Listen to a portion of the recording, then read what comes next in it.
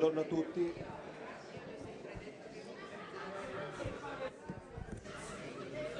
Good morning, everyone. Good morning.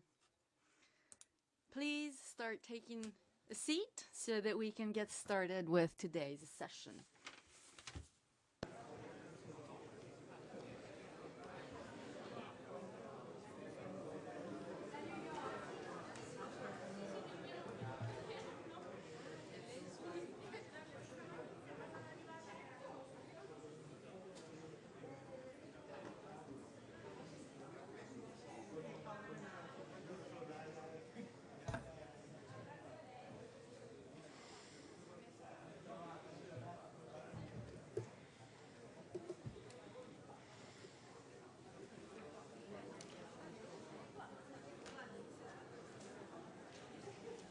Mattias.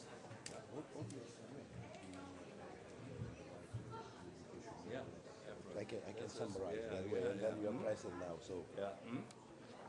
That's it. Yeah. yeah. That's really when the DSW asked me to be the chairman. I said, yeah, okay, that's my topic. Yeah. That's my topic. Yeah. Yeah.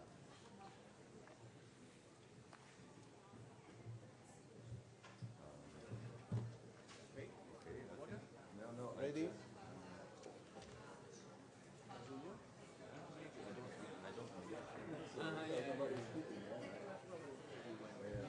Maybe you need your hearings. Ready? I can start. Yeah. Sure.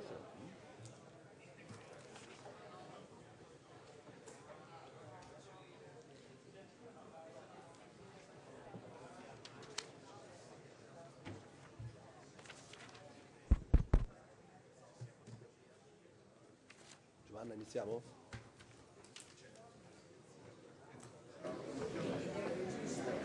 Daniela, iniziamo?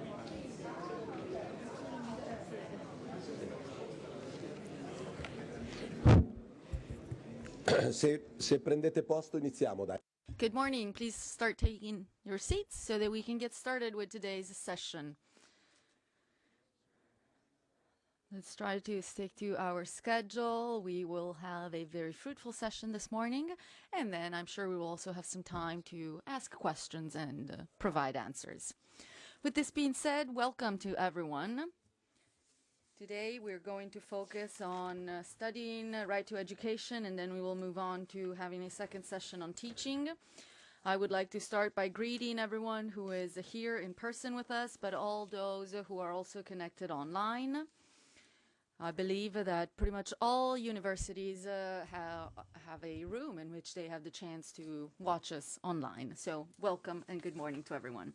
We're going to get started with a conversation on the right to education. We know that this is fundamental, and especially it is part of the provisions that are being implemented by the Next Generation EU plan. For example, thanks to the National Recovery and Resilience Plan, we have been able to assure a 250,000 euro increase over a 3-year period for the scholarships provided. And also for the school year 2024-2025, there should be an additional 290,000 euros that will be allocated. Moreover, it's very important to mention that such amount is important even compared to the overall amount. In fact, up until the year 2020, 2021 and 2021-2022, the total scholarships was about 270,000 euros. So 290,000 is definitely a higher amount.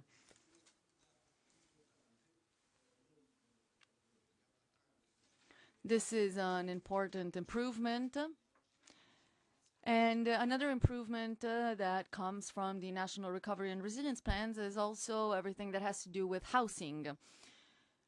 This is also supported by Law 338, which is implementing tender number 5. Now, to get into some perspective, I also wanted to mention that there has already been a financing and the approval for about 490,000 euros for last year, and about 170,000 million euros for this year. Overall, there will be 75 projects that are going to get started thanks to Law 338 of the year 2000. So a big improvement when it comes to scholarships and also when it comes to housing. And we know that this is most definitely something very important that also takes up a lot of money. But we also know that we need to focus on the right to education. It is necessary to be able to focus on work placement, employment, and we must also add that following the COVID-19 pandemic, young people, young students have been complaining about the fact that they feel like they're not listened to, they're not heard. So very often they're also asking for psychological support. At the same time, they ask for new technologies, for the possibility of studying from remote, so studying online. And there has been some focus on the disabled and on the workers. So this helps us understand that there are new groups of people we need to definitely focus on. This morning we decided to start our session by comparing different systems that exist in some very important European countries that in some way are quite similar to our country. We're going to start by looking at the different strategies for the right to education, and this will then allow us to understand which direction we should follow in the near future. And also we should try to come up with a long-term plan when the National Recovery and Resilience Plan will have come to an end. So I have asked Kurt Willems, one of the panelists present here today, to take the floor. Then we will listen to Mattias Ambul and also Alessio Pontillo. So these three speakers will present to us the main situation and the main reality of the right to education adopted in Belgium for Kurt Willems, Germany for Mattias Ambul, and Italy, Alessio Pontillo. We actually organized a meeting a few weeks ago to try to understand which topics should be addressed in today's meeting. And in the end, we decided to focus on the right to education, as I said, but also access to education, fees, scholarships, services offered to students, housing, transportation, and future perspectives. So I think that there's a bit of everything in this conversation. Of course, I'm not expecting every speaker to go into detail in all these different topics, but I'm sure that you will be able to give us a general understanding of the different strategies that are adopted. Then we have Jean-Paul Romegas, who has dealt with right to education in France, but today he is covering a role at the European Commission, and especially he works on the European Council for Student Affairs. This is also something very important to be able to prepare all those who will one day want to try to pursue a European degree, which will be accessible to all of our European students and also our international students. Lastly, we will hear from Alessia Conti, who's going to talk to us about the Council of University Students. And of course, following and after listening to everyone else's presentation, she will also share with us her point of view based exactly on what she just heard. Once again, I want to thank you all. Thank you for accepting and for being so proactive.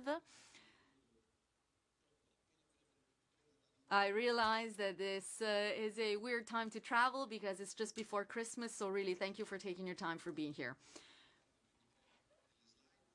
So we will see some presentations with some slides for the first three speakers, and then we will have time to open a debate, which I'm sure will be very interesting for all. So let's get started with Mattias Ambul.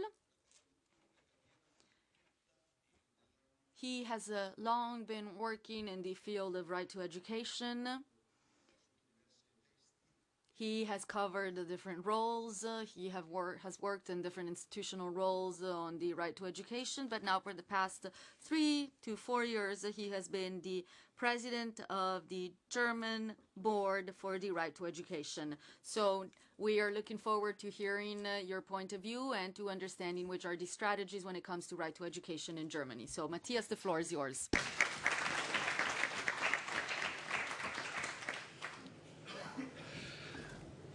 So, dear ladies and gentlemen, thank you very much for your invitation to this conference. I'm very happy to be here in Rome. It's my last day of work before Christmas holiday, so there couldn't be a better place than Rome to go.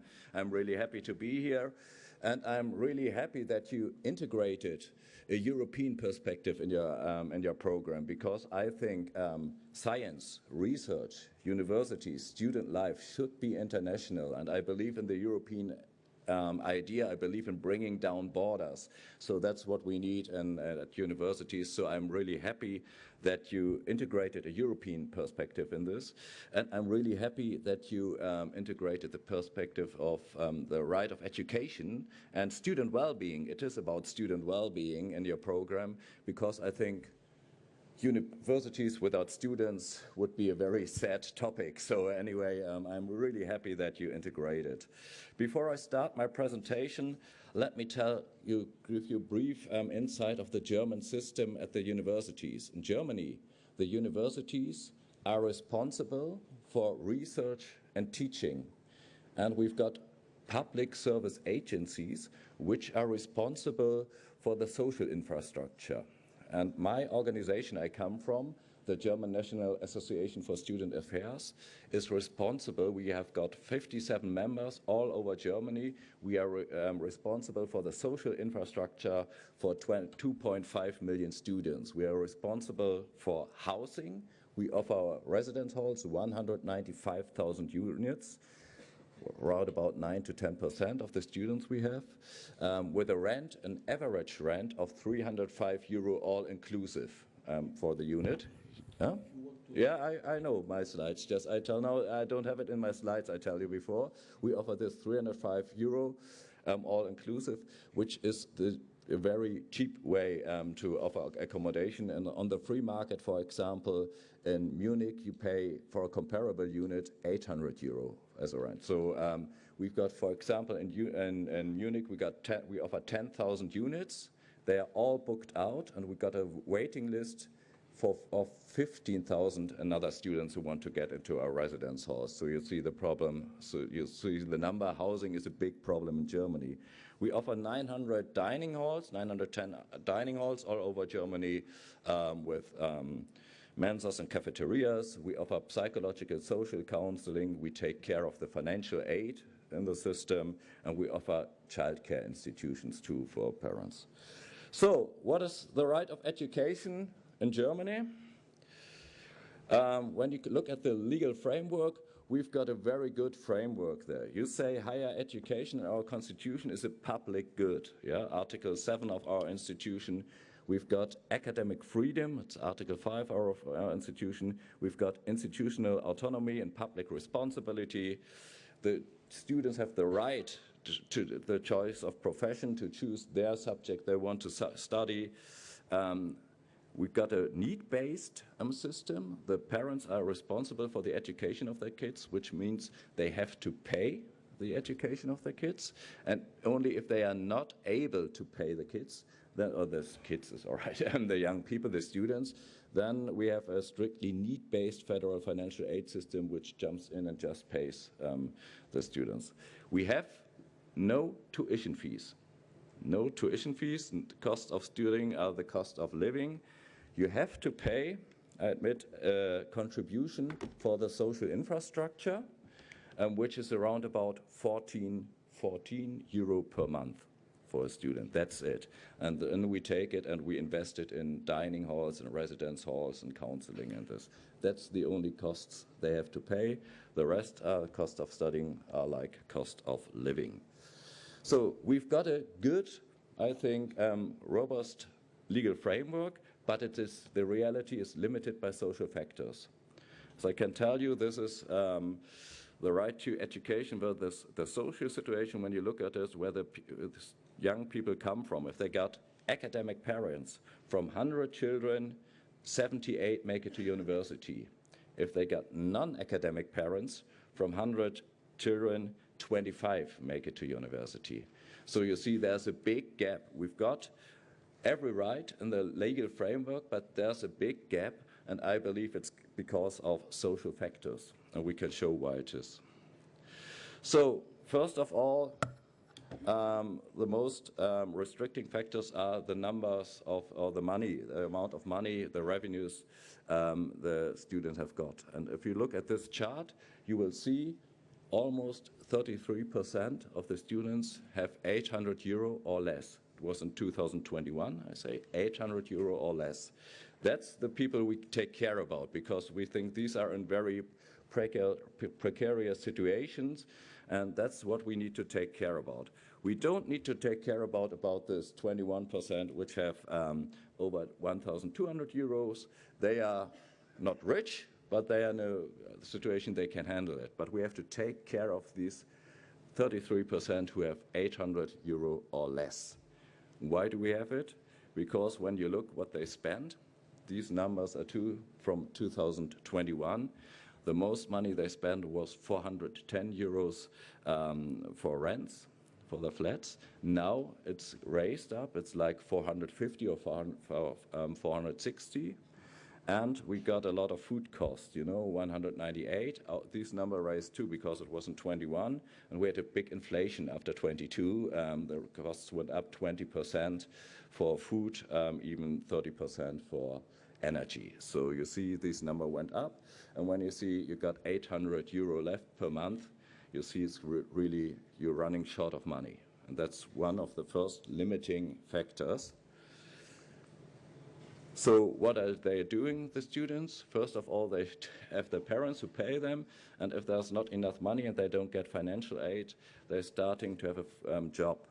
63% of the students have a job, and they work 1 hours per week, and they're trying to study 35 hours per week. So you see, for 2/3 of the students, they have a week working hours 50 hours. So it's a full-time job. It's more than a full-time job when you look at Germany. So that's a lot. There's a lot to do for them. And we have 3 central challenges in our system for the right of education. First is what I told you, the polarization in student financing. People at 1/3 with low income. Affordable housing is a big crisis, the central issue, I think, at the university cities in Germany. And health impairments and psychological pressure are increasing, especially after the COVID crisis. So as I said, 25% are funded very well. 1/3 of the students are in precarious situation. And that's the point, only 30% of the students receive BAföG, the financial aid of the state. We think this number has been, we know this number has been going down the last decade. In 2010, it was almost 30% who got BAföG, and it's because it's strictly need-based, the BAföG. They look at the income of your parents, and the income in the last 10, 20, 15 years got up. The prices got up too, but the borders within the BAföG system were not lifted. So that's why less and less people get into the BAföG system and into the financial system of BAföG. So that's what we say. BAföG is the centerpiece of state student funding, and we just said it has to be regularly adjusted to prices and income. When the prices and incomes get high, the BAföG has to get higher, and we need more students to receive BAföG. So that will be a problem if we don't want to have it dependent on where you come from, how much your parents earn. Then you have to get a strong financial aid of the BAföG. Second is affordable housing. What I said, the largest expenditure for students, 410 a month. For housing, you get in a BAföG, you get 380 per month. So you see, with BAföG, you cannot afford a house. You can afford a house at our units, but not on the free market.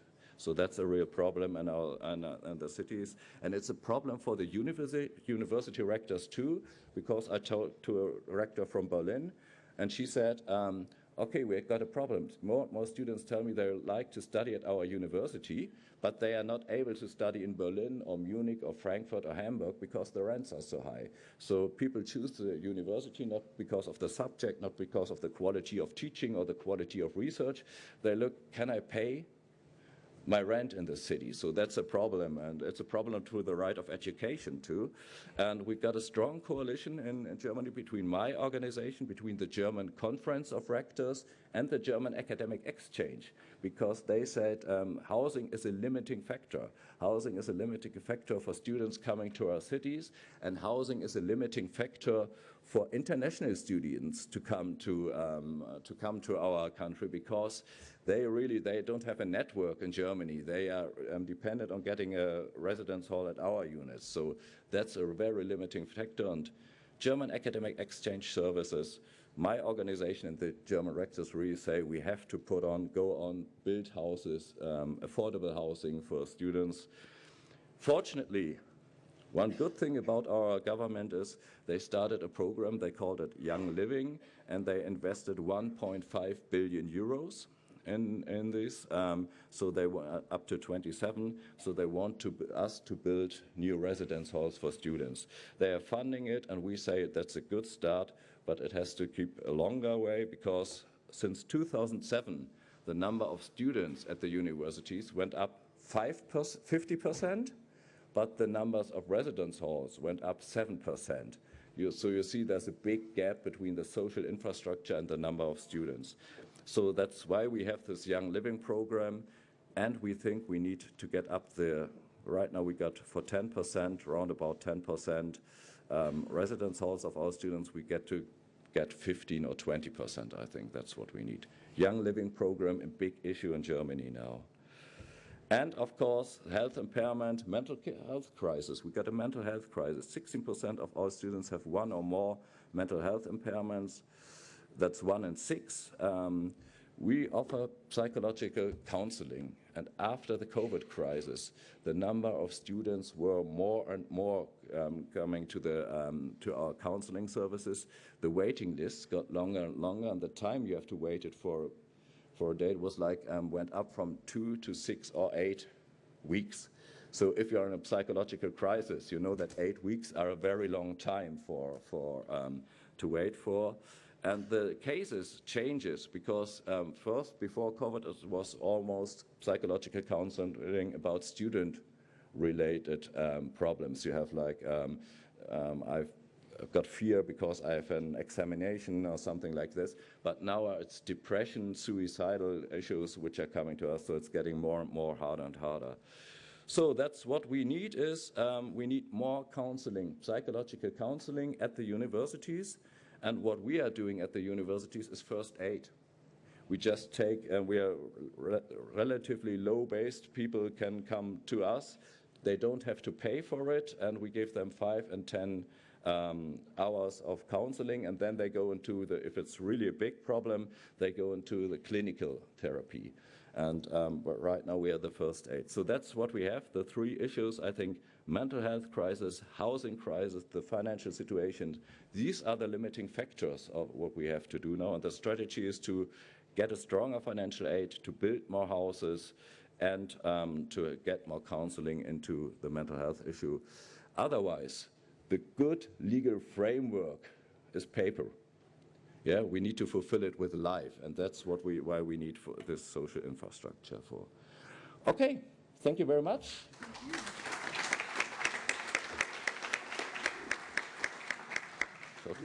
Let's see if there's some questions. Okay. C'è qualche... Are there any questions for Matthias? Any quick questions? And of course, as we said, we will open the floor for a Q&A session afterwards. Yeah, well, he can raise the question in English. Andrea, okay. Matthias, so. Francesco Castelli is director of Brescia University. Yes, okay. Thank you very much for your presentation. My question is related to the distribution between the national federal government and Länder, which is how are the tasks distributed?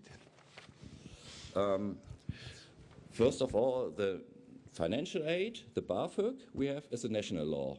So it's on national level. Young living, student housing is the Länder are responsible. So it's a financial aid. this government gives. They say, they make a contract with the lender and they say you get 1.5 billion euro. It's divided to every country, you know, like to every land, like it's Bavaria gets a certain amount, Hamburg gets a certain amount, Berlin gets a certain amount, and then they are responsible to do it, to finance the student living housing, and they have to report it to the national government. But we see it's in a different way, you know, it happens in a different way. Some countries are very good, some lenders are very good in administrating these programs, and some have the opportunity to get better, I would say. Yeah? So there's a lot of difference between the states, but all over the states, the conditions for building houses with this program get better, I have to say. Thank you very much. Allora io ringrazierei di nuovo. Okay, thank you very much. So again, thank you, Matthias, and let's move forward. A questo punto abbiamo il professor Williams, Kurt Williams, è professore. Now we're going to hear from Kurt Williams. He is the head of Leuven Center for Public Law. Today he's going to talk to us about everything that has to do with training. And he also has an important role in the European Alliance One Europe he is part of. He is also part of the Right to Education and the ICOR Center, that is the Flemish Inter-University Center for Education, Law and Policy. So again, a well-prepared person with a good background and can therefore present to us the Belgian situation when it comes to right to education. Thank you for those kind words, and also thank you for having me here at the Stati generali. I've really appreciated the debates yesterday. I think this is an example for other countries as well, the way you're organizing this. So I'm really pleased to be here, even though it means that this is not my last day. I still need to work on Monday and Tuesday to catch up for what I didn't finish. But it's worth it. It's worth the experience. I'll look at it from a legal point of view, more or less, although I do have numbers as well on the Flemish situation, because I'll focus on Flanders. The division of powers in Belgium, also a federalist state, is that the regions have about education everything to say, almost everything. So the entire story is either within the Flemish community, either within the Walloon region, and I'll focus on Flanders in Belgium. But I'll start much higher up in the hierarchy, and we'll tackle perhaps right to education from the human right perspective first. Is there a human right to student housing, to restaurants, etc., to student services? Well, there is a right to education at higher education level, obviously. It's not there for everyone. It's there for everyone, primary level, secondary level. The right to education needs to be fulfilled for all students. At higher education level, however, it only needs to be fulfilled for those who have the capacity to study in higher education, which doesn't need to be everyone in society. But the word capacity is important. Capacity should not mean, oh, you have a disability, so you cannot access higher education. The word capacity should not mean, oh, there are financial, social barriers, there are geographical barriers, you're the first one in your family, you won't make it. If you have the capacity to study in higher education, the right to education implies that those barriers need to be removed in order for you to get the right to study, or to implement the right to study in higher education. And the first commissioner on the right to education, Mrs. Tomaszewski, made this really clear by developing a 4A skill. It's the scheme, right to education and higher education is not only about availability, it's also about accessibility, acceptability, adaptability. And accessibility, this means you need to remove the barriers to have equal access to, in this case, higher education. And you can do this through universal measures, for example, the student housing, the student services, like restaurants that are open for everyone. They're targeted at all of the student population as inclusive measures to lower the barriers, but they're not only there targeted at all the students, there's also targeting all of those who are not enrolled in the university. Oh, well, it's okay, I'll survive. They're also there to for those who are not enrolled at the university, who doubt if it's something for them because it's not in their social cultural structure, but then through these inclusive measures, they are convinced to enroll in higher education. So those are the inclusive measures. A separate way of tackling this accessibility is by targeted selective measures for the disadvantaged students themselves, like student grants, lower prices in residences, etc. The acceptability is on the student experience. It's about the language and the language courses you offer. It's on the cultural the culture inclusiveness that you have, and the adaptability is about measuring and those policies every year or continuously, so that you know when you need to amend the policies that have the right of education in place. So, is there a human right to student services? Indirectly, yes, especially through this accessibility duty, although the human rights framework doesn't say much on how to do this. It only says those policies need to be in place. So perhaps let's have a look at the policy frameworks then. And I'll start with this definition. This comes from the Rome communique. So in 2020, the ministries of education in the Bologna area had their priorities there for the next 10 years of Bologna. And one of the priorities for 2020 to 2030 in the Bologna area is to have a social dimension in higher education as one of the hallmarks of where we should be moving towards. And everything I've mentioned is there. There's the specific policies and the transversal policies, so the ones targeted at the disadvantaged students and the inclusive measures. There's the need for the composition of the student population to mirror the composition of the society, entire society. There's the need to develop policies that focus on equity, diversity, and inclusion in order to do this. So I like this definition a lot. It comes from the principal guidelines and indicators of the social dimension of higher education.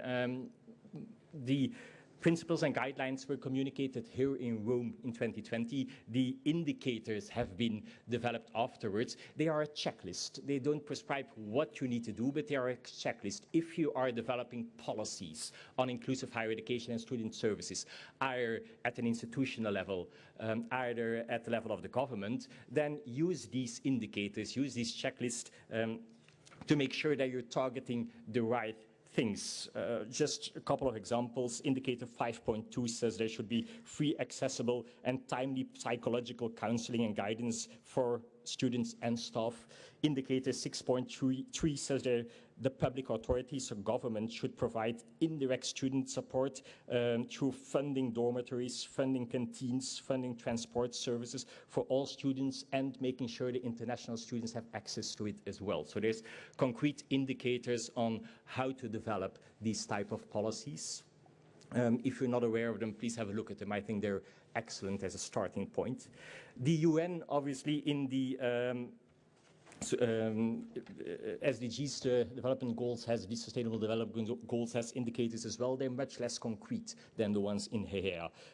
By 2020, ensure equal access for men and women to affordable and quality university education. By 2030, ensure equal access for the vulnerable groups to higher education. So it's there, but less concrete than the indicators at a HEA level. At European Union level, you'll hear about the Student Card Initiative in a minute. I'll signal one more flagship of European Union policy to come in the coming years. That is the European degree that will be developed. The European degree will be a joint program offered by different universities within Europe, allowing students mobility from one university to other universities, so several mobility periods, going much farther than the Erasmus framework allows students to go on mobility now. The idea is to have kind of a counter-narrative for the excellent students worldwide who now go to the US universities, who now go to the Chinese universities, offering them a joint program with different European universities, allowing them the mobility between European cities might be an attractive counter-narrative to attract global talent and hopefully keep him here in Europe. And what is interesting in this European degree and the criteria that have been put forward for joint programs to get this label or qualification of European degree, interestingly, there's an entire section on student experience. There's an entire section on student services. There's an entire section on the values of Europe and European citizenship. So the European Union is understanding as well that higher education is not only about knowledge, it's also about this social and cultural responsibility that we've talked about. It's also about citizenship and the student experience. So if you have questions on the European degree, don't hesitate to ask them. I've been part of a policy project advising the European Commission on this European degree together with the University of Pavia as one of the partners. So those are the international policy frameworks. Once again, they are much more concrete than the human rights framework because they offer indicators, but they're not too clear on the benchmarks, what exactly you need to do, which numbers you need to get to. So let me get to a country's perspective then, which is Flanders. Well, any country who tries to do something with this human rights perspective or these international frameworks has a number of questions to ask them. And the first one is how to organize student services. And more or less roughly, there's two models to do this. Either you do this at an institutional level, which means that all of the higher education institutions develop their own student services and the money from the government goes to the institutions to develop those student services. Either you do this at a regional level for all of the higher education institutions located within the same region. In Flanders, we've chosen the institutional model, apart from student grants which are given directly by the Flemish government to the students. But for all of the other student services, we've chosen the institutional levels. There's pros and cons for each approach. If you choose the institutional approach, you're able to accommodate the student needs much more closely and from a holistic view. For example, offering psychological support and student counseling is much more easy when it's done at the institutional level, and you can talk with the staff of the faculty providing the education, you can talk with the staff of the dorm where the student is resided at an institutional level. You can have a holistic view of the mental well-being of the student. Also, the question focus on housing or focus on mobility kind of depends on, okay, but at which campuses, which type of students are drawn to which kind of programs. So the institutional level makes sense and offers benefits. The main benefits of a regional model is efficiency. You can do more if you pool the resources and do it for a number of higher education institutions together. Although, to be fair, I do not like the word efficiency too much when we're talking about removing barriers of access to higher education, when we're talking about making sure the vulnerable groups have access to higher education. This can cost money. Society benefits from it. Those students benefit from it. It's also about human dignity. So I think effectiveness is a much better parameter than efficiency. Are we effective in making higher education accessible for all? But the money is one of the main reasons to choose for a regional model, and equality between students as well. If we choose for a regional model, then students who enroll in a much smaller institution have access to more student services in a regional model than they probably would have in an institutional model. So there's pros and cons for each approach, which shows in the institutional level. Next question to ask is how to organize this. And then we're talking about autonomy for student services or completely integration of the student services within the institutional model. We color the money, we say, which means that the money for student services should firmly be remain within student services, shouldn't be diverted to other tasks of the university. But how to organize this in a series of bills has changed over time. At some point, we asked all university colleges to erect different legal entities and to make sure that the money goes into different legal entities so that it's completely separate from the university college. Now we mostly say that there needs to be a different bookkeeping, there needs to be a different policy being developed, there needs to be a different accountability at the end of the year, but it can still be done within the same institution. There's no right or wrong answer. There's a balance to be found there between autonomy and still being sufficiently embedded within the institution to make the institutional model actually work. What is significant, I think, is that we've chosen to give the students 50% of the vote of what happens with this money. So all the money for student services is decided on for 50% by the students themselves. And then the fields they get a decision on are mentioned on the slide. In previous bills, there was, by the legislator, clear guidance of which type of those services should be offered universally for all enrolled students and which type of those services should only be there for disadvantaged students. Now this type of guidance by the legislator has disappeared. Since the students have gotten 50% of the votes, it's up to them and the institutions to decide what to do within each of those fields. When this bill came into place, it's 2012, not 2014, but when this bill came into place, there were concerns about the autonomy of the institutions if you give students 50% of the vote. It actually went to a constitutional court. Our constitutional court said that the academic freedom, and we have a much larger protection of freedom of education in our own Belgian constitution for historic reasons. But our constitutional court said that it is not disproportionately threatened by giving students 50% of the vote, because it's not a core business, as they say, of the university. It's student services, it's not a teaching, it's not a research. So this 50% of the vote for students has been the reality in all of the institutions for the past more or less 10 years. And how is it going? I've asked this before I came here. I also have some numbers for you. It's going really well, actually. Those working in student services can only recall one vote in the last 10 years. Otherwise, it's always been consensus. And the one vote was on increasing the prices in the restaurants for the students. And it's the only time the students voted against, which then didn't happen. But then it happened a number of years afterwards because of financial reasons. But it's the only vote that actually took place. Otherwise, it's going really well with the 50% student vote, and that's perhaps because we also have an institutional model of allowing students to vote in any body of the university, even at the highest level. They always have 10, 20, and it's somebody's 30% of the vote, here 50% of the vote. So they're professional in what they do, even though we do not pay them for what they do. There are facilities for them, for example, for examinations and not being present in lectures when they do what they need to do as student representatives, but we don't pay them. We don't want professional student representatives. We want the actual students to be the representative of the students.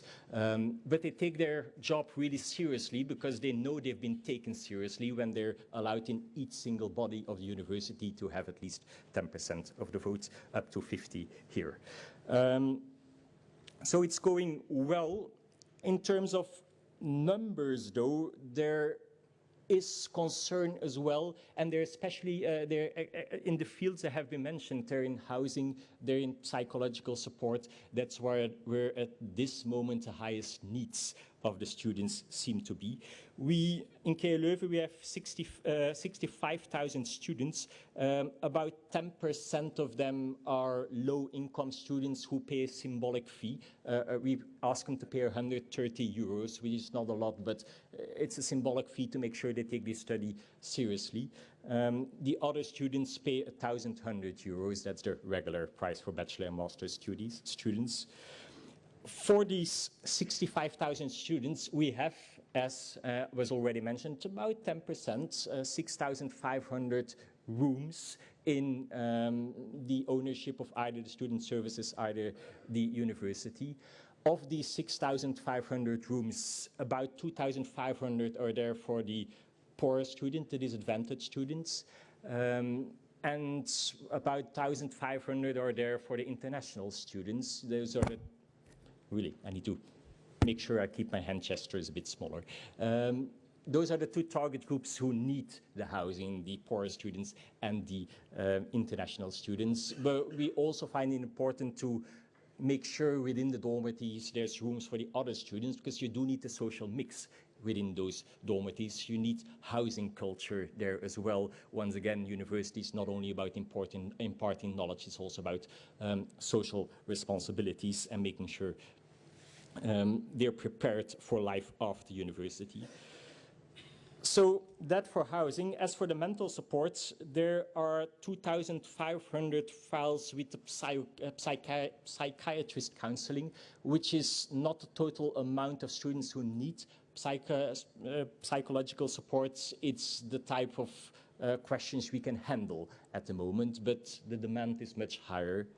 And I'll leave it at that and see if there's questions for you, from you. Thank you.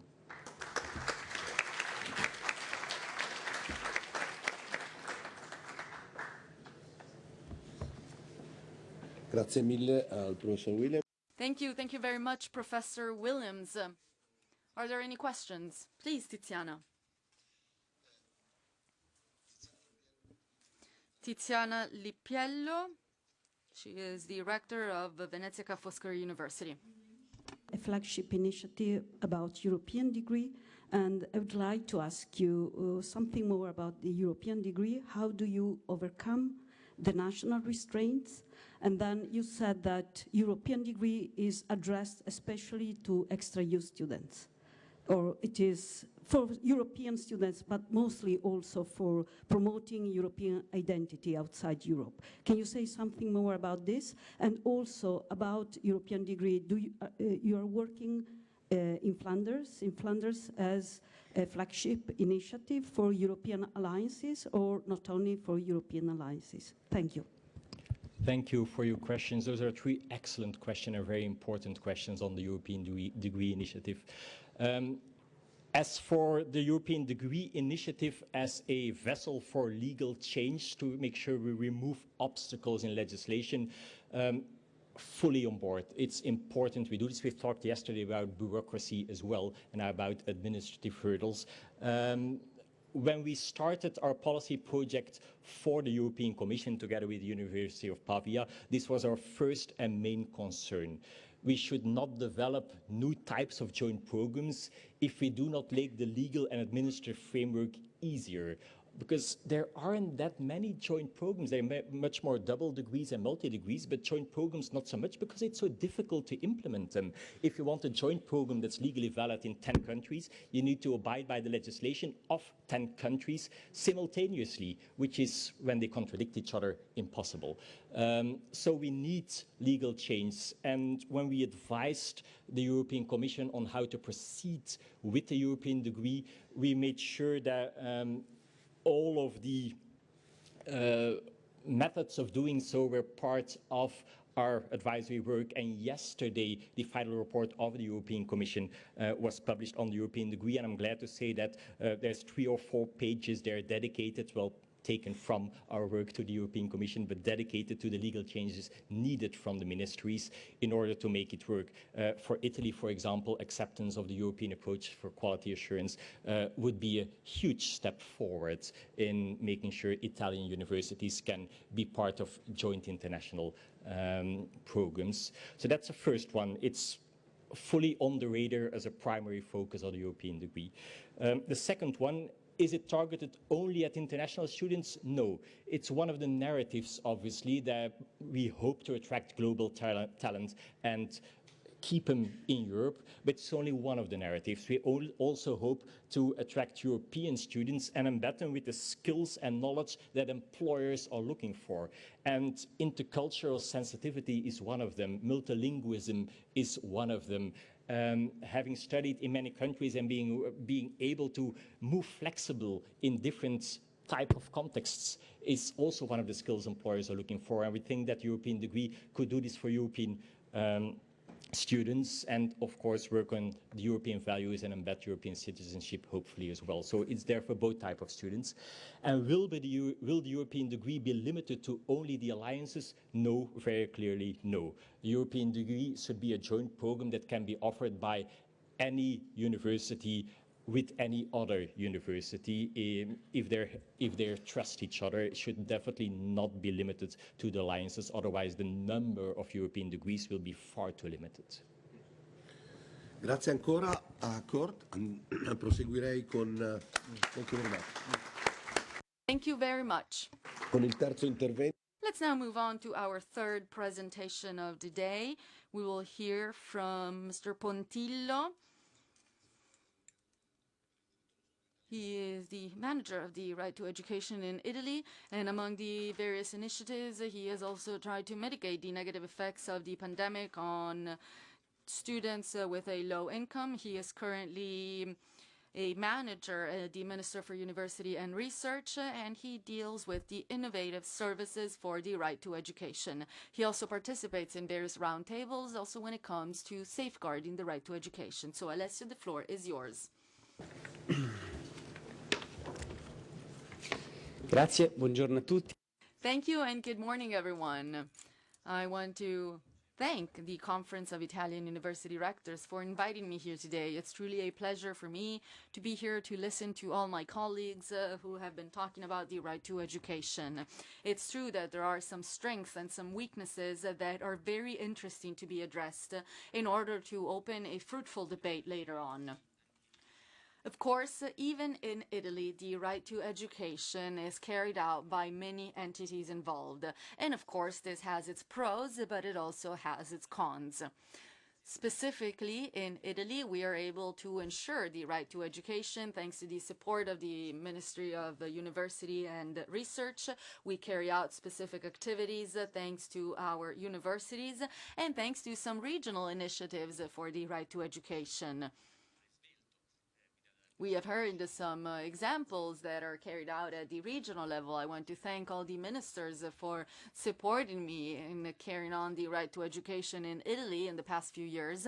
And then, of course, there is a sort of cooperation among the regions that co-finance the right to education from my financial point of view, because, of course, there is a minimum fee that equals 40% of ministerial resources. Now, today I'm going to briefly present to you the right to education in our country, and I am going to start by presenting an activity that was also mentioned by my colleagues that is carried out thanks to all the universities present in Italy. So specifically, I'm talking about psychological support. This is a sort of activity that has been asked to us by Professor Alessia Conti, whom I always work with. But the students were the ones to identify the real need, especially following the pandemic. So they are the ones who offered and spoke to the minister asking for a specific support and activity. Thanks to the support provided to universities, this has also been developed by fighting against gender-based violence, especially fighting against violence against women. The minister has allocated 72 million euros for many activities. Moving on, there are other initiatives that are carried out thanks to your incredible work. For example, the Italian Erasmus program. As you know, this year was the first attempt for the mobility of our students within our country. This opportunity was also welcomed by many students who decided to invest in this experiment. So we have some students that decided to spend some time of their academic career in another city. And as you can see on the screen, this is an opportunity that was mainly accepted by students who are currently trying to finish their master's degree.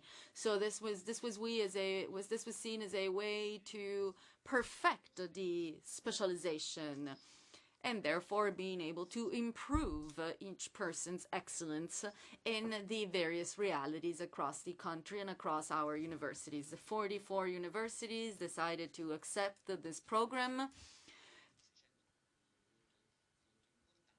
About 600 agreements were signed by these 44 universities, and usually we give a scholarship for about 600 euros a month per student.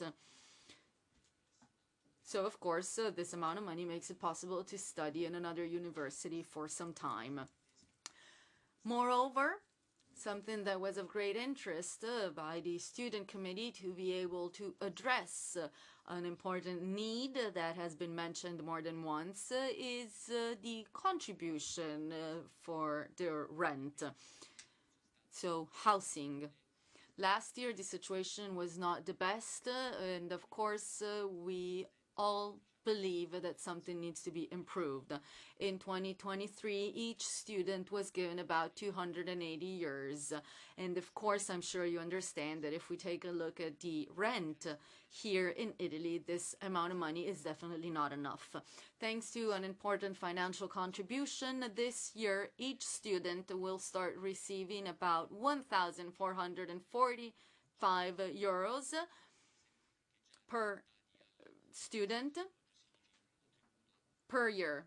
So, of course, this is definitely not enough to be able to cover the entire cost for housing, but it is definitely a higher contribution compared to last year.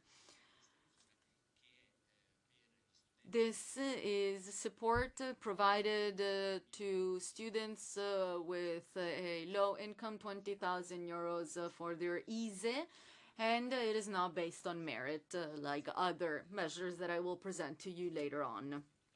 So again, this amount of money is allocated only based on income. So it is made for people with a low income. Law 338 of the year 2000 is the main law to be able to help our students, so when it comes to housing and student accommodation.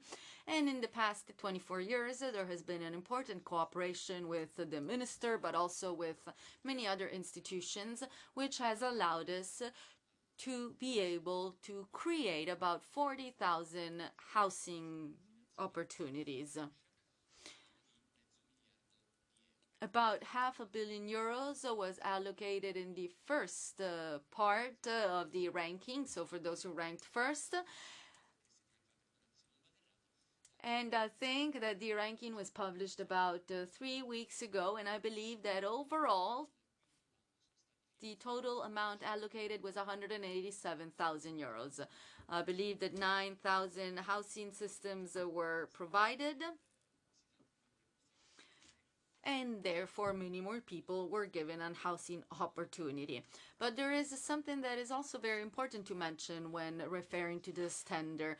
In fact, sometimes the solution adopted is not the best for students, and this is why the state decided to improve the housing units, not only when it comes to comfort, but also to energy sustainability and so on.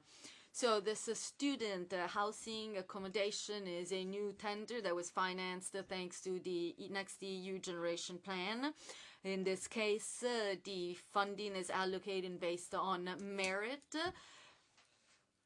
30% of the accommodations are reserved for low-income students that pass a minimum number of exams.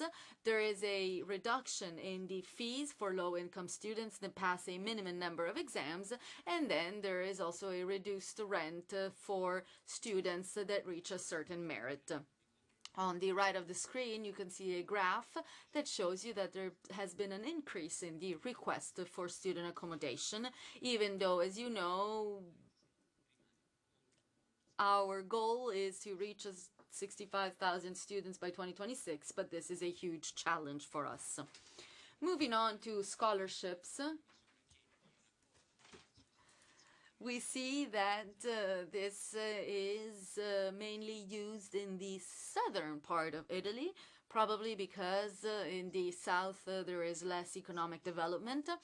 On the left of the screen, you can see that there is a trend of students who receive a public scholarship. This trend has been on the increase in the past few years, and this is probably mainly due to the effect of the next EU generation plan,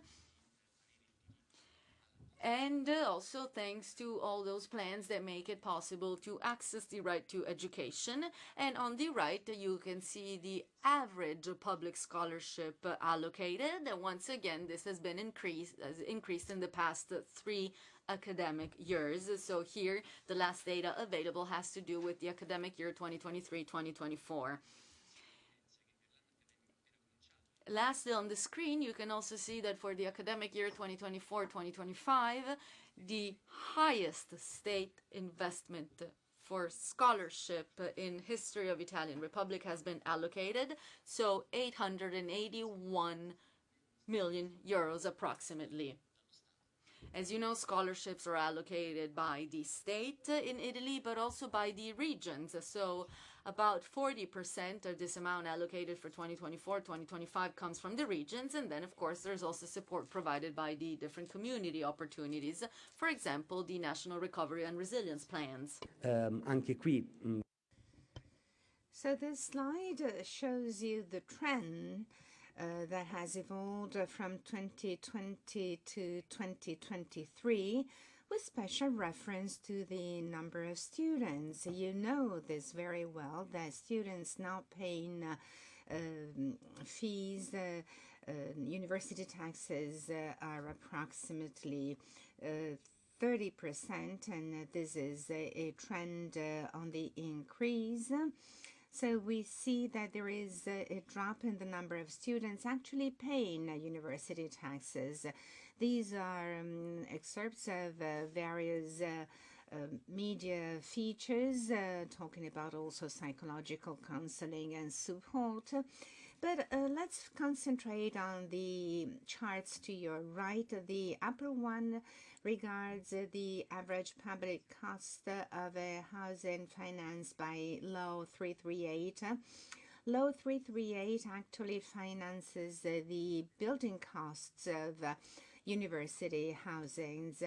Right after the pandemic, we have experienced a very major increase in the cost of building infrastructures in Italy, while the university housing costs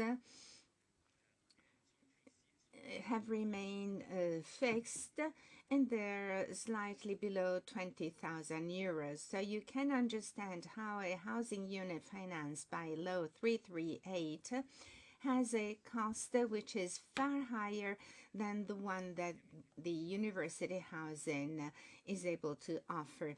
The housing cost of Law 338 refers to the 5 calls for Law 338 that were actually launched before the pandemic.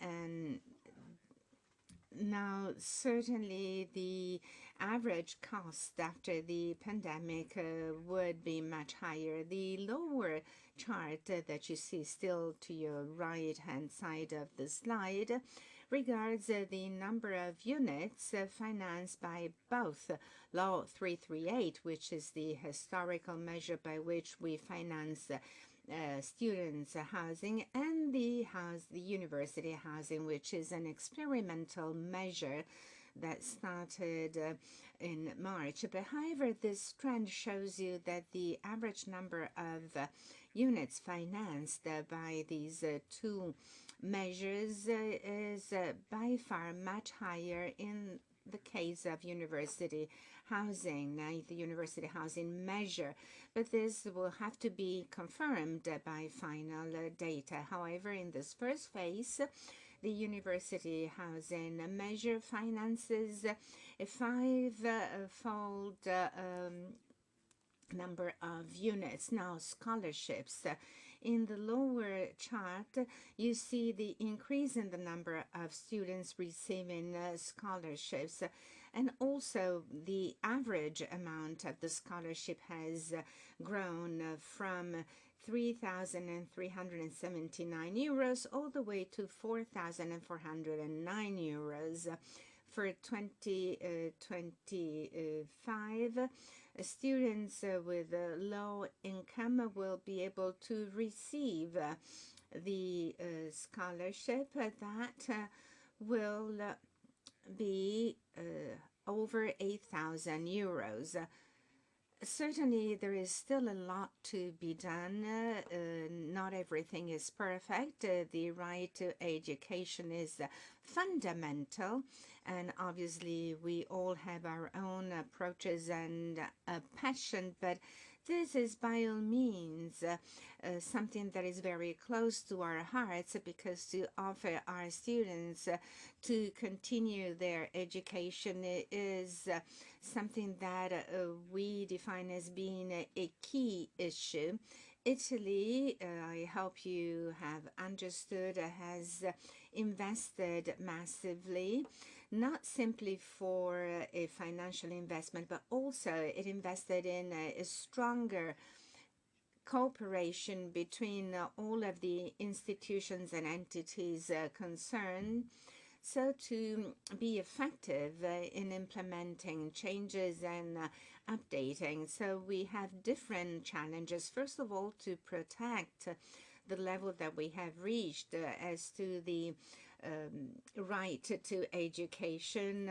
There has been a drop in the number of students, and you know that they have to pay the regional tax that is in turn the one that finances scholarships. But we should also update our system that guarantees the right to education, that should be really reviewed. And then in the next few years, we will see the end of the Next Generation EU, which means that we will no longer have the resources that have been made available to us. But we hope that soon the basic service levels will be defined for the right to education soon. This is something that is being debated also in the other European countries. In Italy, the right to education is the responsibility of our regions, while the ministry is in charge of financing what is of its competence. And since 2012, we've been waiting for this basic services decree, and we want to make a larger number of housing units available to our students. And if the rector allows me to continue shortly, only 30 seconds, I'd like to show you a short video, because we have organized a cooperation with all of the entities concerned to promote and guarantee the right to education for students with disabilities, a 10,000 grant per student, so that they may have a specialist accompaniment that would allow them to continue their education. This is a short video, but unfortunately, I believe you will not be able to hear the audio track. Supporto questa figura, questo tutor che ti accompagnerà nei tuoi studi? Beh, senza dubbio la figura del tutor proprio nell'apprendimento di lingue straniere. Well, a tutor is fundamental, especially when it comes to the learning of foreign languages. There are many different problems that have to be tackled during the course of study. This is an important help. And it's great, especially for foreign languages. Gianluca, you are attending a humanistic course of study. How do you think that this support will help you? Well, I do hope that this will really be a great opportunity, and I am very thankful for such an opportunity, but I'm also thankful to our parents. I had a different approach during my high school years. And this is going to be a new experience, maybe a bit more complex. And I really look forward to what awaits me in this new course of study. It was difficult for me during high school, but I made it. Thank you for your attention. This is just to say that sometimes we seem to be tackling the figures and data only, but quality is also something that should stand high in our priorities.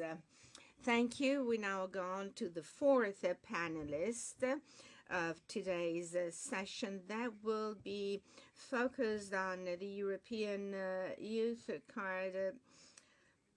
And Jean-Paul Remagat will talk about it because he has been working for 20 years. The French Agency for University and Education. He also was concerned with the internationalization since October 2022. He is the president of the European Youth Card Association, and also is part of the board of the association in Brussels. Very honored and very happy to be here with you today. So first, I will introduce EXTA, because EXTA is not what you think. It's an association, the European Council of Student Affairs, with many achievements, and one of the main achievements of EXTA is precisely the European Student Card. So the EXTA was founded exactly the year of the Bologna process, and the idea of EXTA was to accompany the social dimension of the European education, higher education area, and to promote, of course, the student services, what you are doing today, the diritto allo studio universitario, and promote globally the social dimension of the Bologna area. I remember with emotion that we celebrated the 10 years of EXTA in the Capitolio here in Rome. And in that time, an Italian deputy in the European Parliament said, your best project is the European Student Card. This was in 2009, and today we have this European Student Card.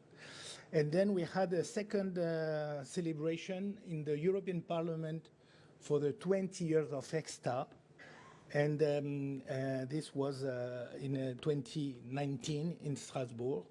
And in this occasion, we presented also the achievement of EXTA. So, but it's important to remind that the social dimension and the right to study, it's not only in the hands of the universities, neither in the hands of the agencies in charge of the student affairs. It's also the state, the different ministries. The case of France, for instance, many ministries are contributing to the social dimension. And for instance, I was mentioning while I was listening to the previous presentation that in France, the Ministry of Housing is spending every year 1 billion euros for the students allowance to get housing. This is in addition to what the Ministry of Higher Education does. And then, of course, the regions, the cities, the student associations, and of course, the professionals of student affairs and services, all those actors try to give a contribution to the social dimension of higher education. And if we consider the different models in Europe, they are very diverse. You have, like Italy, France, Germany, Norway, you have a holistic approach where the agencies of student affairs and services try to provide all sectors of activity for the student: housing, catering, culture, grants, and other countries where the organization just address one sector, like Finland or Sweden or United Kingdom. You have an organization just dedicated to housing or just dedicated to other type of services. But what is in common in all the European, I would say the continental Europe, is that we have the same understanding of what means the social dimension. And the presentation of course was on this. We understand social dimension as access for all and inclusion. And which is not, if I remember many meetings that EXTA organized in the past, for instance, with the United States, when they talk about social dimension, they speak about the campus and the life on the campus. They don't speak about the access for all or the inclusion in the higher education. So it's this meaning we give to social dimension is, I would say, the only in the worldwide dimension. It's a specificity of Europe. The EXTA organizes conferences every 2 years, European conferences, study visits for professionals of all the sectors we mentioned, seminars, cooperation with the rest of the world, with, for instance, Asia, global organization, American organization, training for the personnel of the student affairs services. Now, a novelty, which is the first European Master for Student Affairs and Services, which is an initiative of the University of Ca' Foscari.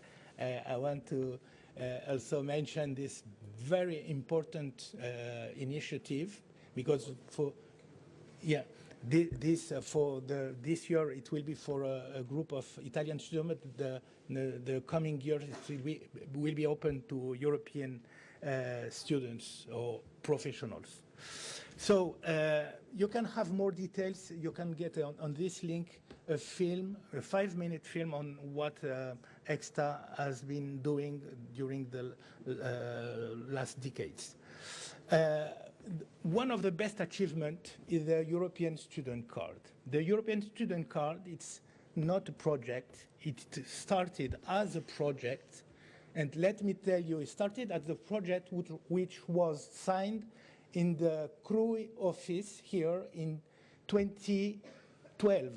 It was a bilateral agreement between the Conference of Presidents of Universities of France, the CNUS, where I used to work, the National Agency for Student Affairs, and the Conference of Rectors of Italy. And the idea was to set up a way to open student services to all students, to all mobile students in Europe. And from this idea, we decided to set up a European student card. And this project started like this, and then was, of course, after the bilateral dimension, became an EXTA project with 4 countries, Italy and France, but also Germany and Ireland. And the success story was such that now it's not anymore a project, it's a policy of the European Commission. It started in 2021 with a huge framework contract called the European Student Card Initiative. It's very important because you have 3 building blocks in this initiative. One, it's the Erasmus Plus app. The second is what we call the Erasmus Without Paper, which is the digitalization of all the Erasmus partnerships, mobility between universities in Europe. And the third building blocks, it's the European Student Card. And the European Student Card, of course, it's not limited only to Erasmus students. It's an upgrade of all student cards in Europe to give them a European dimension. And the idea of this is that when you have a European student card, it means that you give to your students a seamless access to services and a recognition of the student status all over Europe. You give also to a service to all the institutions issuing student cards, and of course to all the student service providers. So basically, this European student card is not an additional card. It's your student card, to which we add a European logo, of course, and different features to make them European and able to be recognized electronically everywhere with a European student card number, an identifier for the card, and an identifier for the students. And the identifier for the students, it's your current identifier used here, for instance, in Italy, but we put it in an international format, copying what the bank, for instance, did, with the IBAN, the international bank account number. You have the your account number, but you add a prefix for the country, a prefix for the university, and you get a European format, which is a very important step forward in Europe, because everybody decided to adopt this. It means that once you are able to recognize the student identifier, you are able to build the services you want to provide to the students. Today, the adoption of the European student card among the higher education institutions in Europe has reached already 940 universities. We have in the Erasmus country area 4,000 universities. So you see that we have already 20% of the university in this. We have a number of, if we consider the number of cards for which the rectors decided to buy the logo and put it on the cards, we have more than 6 million cards. So this is a very important indicator of the intention, the massive intention to get on board. It works exactly like the Bologna process. It's a free decision, but I can say that everybody is onboarding. We have today other indicators, but I go first on this point. Just some figures about also the number of countries where you have cards, issued cards actively. It means recognized electronically everywhere. It's 18 countries already. If we consider the figures in Italy, you have 69 institutions in Italy already on board, and 12 of them are issuing active cards. It means are uploading the card on a central router to make them recognizable. You have a lot of initiatives now in the end of 2024 and next year to accelerate the onboarding. We had in November one first webinar in Italy with 250 representatives from universities, and a second one with the National Erasmus Agency from Italy, Indire, with 350 attendees. So in France, for instance, we have 280 universities on board. So now we are working in all countries to finalize this adoption. And what I want to say here, it's beyond the European student card. The massive change in Europe is that we are preparing the next step, which is the digitalization of services for all students. You can get more information and all documentation on the European Commission website. You have the document here, and I stop here and expect more questions. Thank you. You did a very good job. Grazie mille anche a Jean. Thank you, Jean-Paul. So now we have reached the last presentation of this first session. We will hear from Alessia Conti, the president of the Italian National Council of University Students. So Alessia, the floor is yours.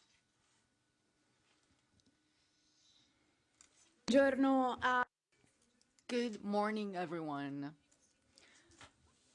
I would like to start my presentation today by thanking the Conference of Italian University Rectors and also President Jan Antuoni for inviting the Council of University Students, asking us to take the floor today in this event.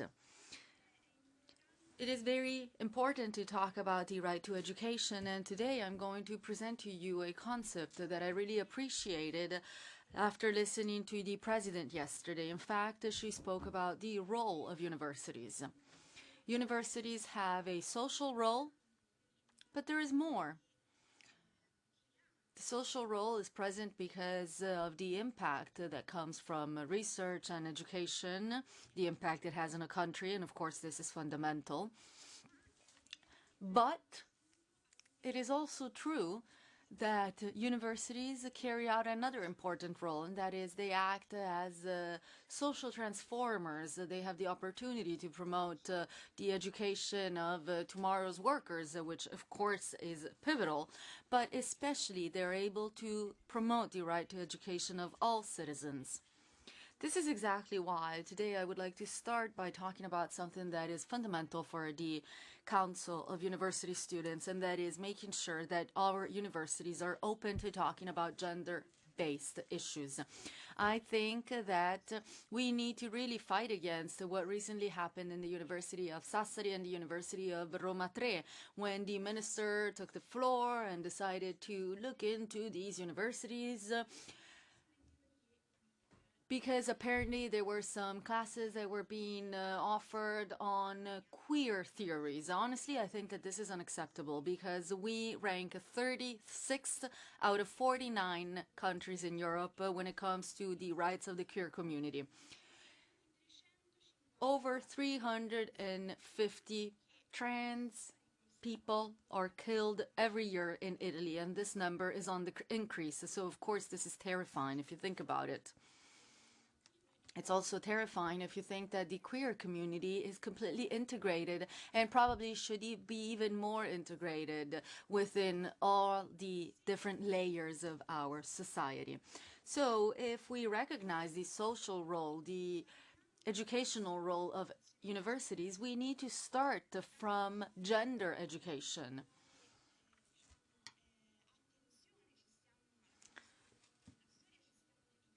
Last year, we started paying even more attention to focusing on trying to present proposals to make sure that our universities become truly accessible, inclusive, and open. And especially, we want to be able to tackle gender-based violence. So it is very important to mention the 9 million euros allocated to be able to set up some counseling services to fight against gender-based violence.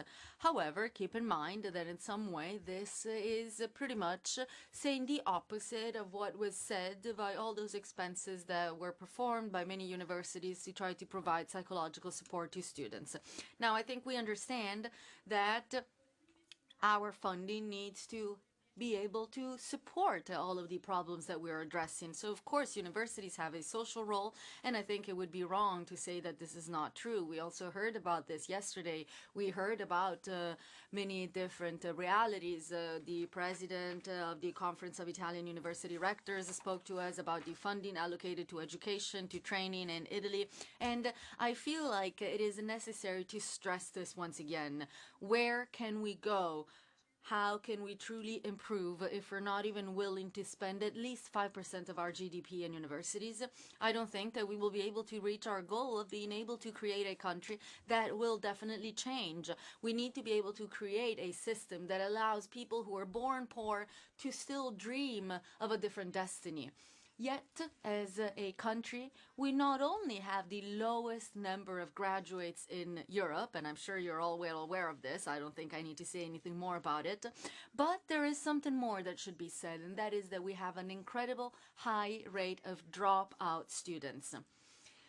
The National Council of University Students has really focused on this. We have set up a working group that is guided by various students. We work together with the National Council of Psychologists, and following the work carried out by a university in Naples, whom I want to thank, Ms. Carmen Aina. She has provided the foundation for us to be able to understand that 1 in 7 students in Italy drop out of college between the first and the second year. So 1 in 7 students. This is an incredibly high percentage. So why does this happen? Which are the causes for all of this? What leads to this incredible high dropout? Well, we tried to look into it, And what we noticed is that there are various factors that have a negative impact on the possibility of accessing education, especially at the university level. Among them, we definitely need to mention the social reality. So the student's background, when people come from more disadvantaged families, families that have a lower income, will have an impact on the student's possibility to continue studying or not. Also, higher taxes have an impact on the possibility to be able to continue studying, especially if the student's income is very low. Moreover, another cause that has an impact on not being able to study is having to work while studying. However, what we saw is that these scholarships are incredibly on the increase, and they definitely make it possible for students to carry on their university career. So we have looked at all the data available, and we reached the conclusion that we need to make sure that universities become a real university for a real opportunity for all. And for this reason, they need to be seen as a social opportunity, a place in which the student can create a network, can talk to other students, can create a relationship with the teachers as well.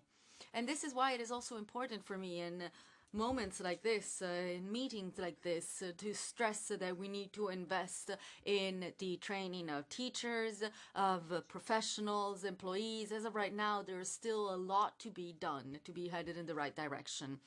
So this takes us to the right to education, which needs to be seen in a comprehensive view. We cannot only think about the scholarships or the housing units. In Europe, just like the speakers before me already said, there are incredible results when it comes to focusing on the right to education. So where are we? Where is Italy? It's true that our right to education at the national level is very fragmented because it is managed by many different entities and institutions which have a different way of managing their work. And for this reason, the same services are not offered to all students in Italy. In the Lazio region, it is possible to be supported from a psychological point of view. In Veneto, this is not possible. We also have some initiatives to support some regions, not to support others. Some have also decided to address the right to education, and this does not happen in many other university cities. So again, where are we headed? We need to make sure that our right to education is a national right, and we need to be able to guarantee some essential services across the entire country. I'm sure you know very well that the National Council of University Students has done an incredible work in trying to prepare an over 30-page document with different proposals and different suggestions. But there's still lots to be done. In Europe, university taxes are pretty much disappearing, yet in Italy we still have some of the highest taxes in Europe. In the year 2018-2019, the average was 1,300 euros per student. So we need to recognize this. We need to speak up. This is a battle that we have been carrying on for a long time. And something that I really care about is the university's commitment when it comes to the no tax area. This means that we need to be able to provide support to students who cannot afford to pay for their university. As of right now, about 38% of students in Italy do not pay university taxes, but it is also true that there is another 63% we need to think about, because university should be a right that is guaranteed to everyone, and therefore it should be free. Now, you may be wondering, how is this possible? How could this ever become possible? But I think we need to start by asking ourselves how the financing for universities should work. Maybe it's not enough to limit ourselves to talking about ordinary financing. In this regard, I really want to stress the fact that I believe university taxes, which should actually be referred to as a comprehensive contribution, because in the end, these are not a source of financing for the universities, but a contribution for the activities carried out by the university itself. So in this regard, I think that, as I was saying, we need to truly stress that it is necessary for the minister to be completely committed. Universities need to find themselves in the situation in which it is not necessary to ask students to pay a fee to be able to carry on their activities. And as of right now, this is not the reality. Moreover, the very serious crisis of psychological well-being was also mentioned. This is not only a reality in Italy, but pretty much all over. We need to start thinking about some shared strategies that can really be based on incredible examples we can look to all over the rest of Europe.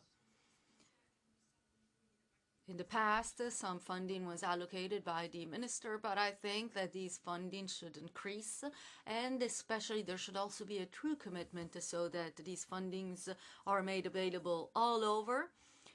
We need to also ensure that psychological support is ensured all over, but this needs to be strictly linked to the local reality. So it needs to be linked to the national health system to be able to truly be able to provide support to students in a very complicated moment of their life. So of course a lot has been done. Also thanks to the work of the National Council of University Students and thanks to students all over Italy. I think that it's a huge satisfaction for us students to see that funding is being allocated for scholarships, for example. This is finally happening after having met with the minister for many years. We spoke to the Conference of Rectors, we spoke to the different regions. So pretty much it has been years of demonstrations, of spending the night in front of many universities to protest. I just wish we didn't have to do all of this to really feel like universities were listening to us on such an important topic like the right to education. I think we are headed in the right direction. It's the right thing to increase funding, but we need to have a vision for the future, because what will happen after 2026? As of right now, we have no idea. But this is very relevant. It has a big impact on the possibility to be able to access university and higher education. This is also why I believe we need to focus on what is happening not too far away from where we live.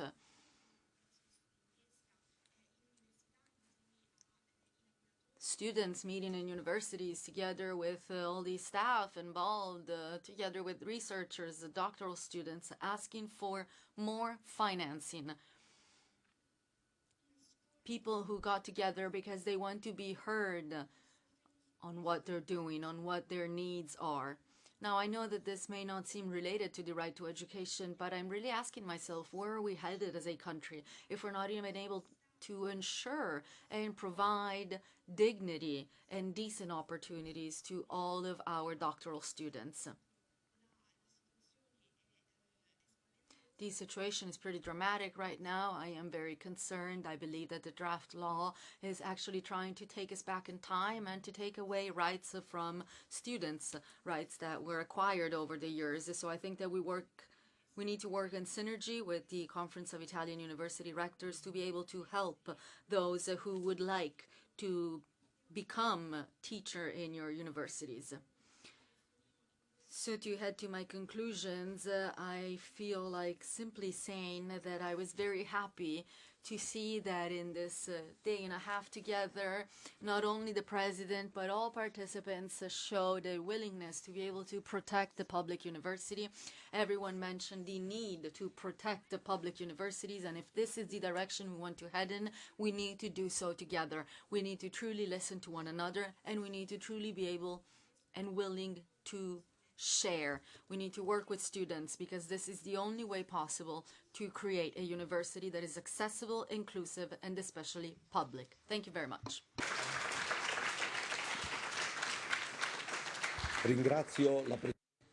Thank you, Alessia Conti, and thank you to all of you. Unfortunately, we don't have time to open a Q&A session, but I feel like saying that what we heard this morning was truly interesting. We definitely needed to give the time needed by all of you so that you could present what is happening, but unfortunately we are a bit behind schedule. So this is why we need to skip the Q&A session and we jump right into the next session that has to do with teaching. Anyway, if anyone has any questions or comments, feel free to write an email, reaching out directly to the panelists, whom I want to once again thank for their incredible work. And I think it would be interesting to actually get together and continue this conversation with a bit more time available, because it's always very interesting to be able to compare our views to truly understand what to do. Thank you very much.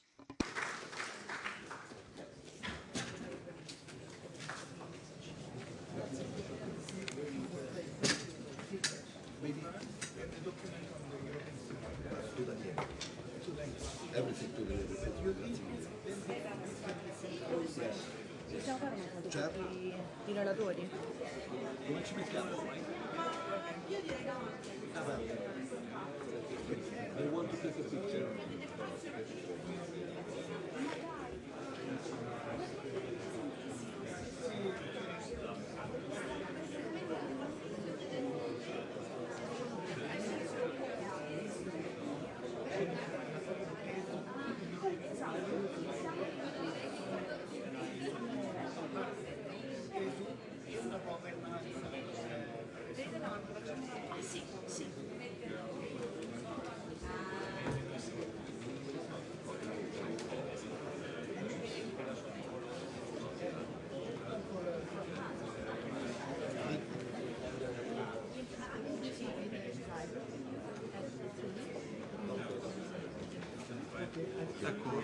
Sta sotto la sedia. Scusa? Very well organized.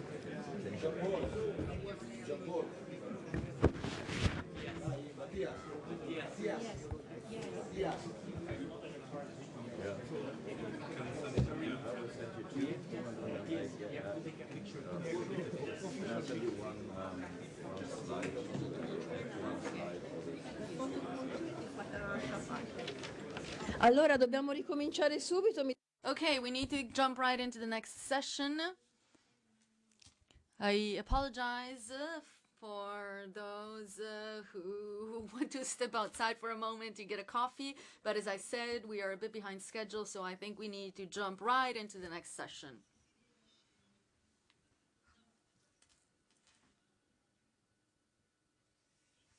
Troppo forte. Sì, no. Allora intanto prego. So I would kindly ask the next panelists to come here.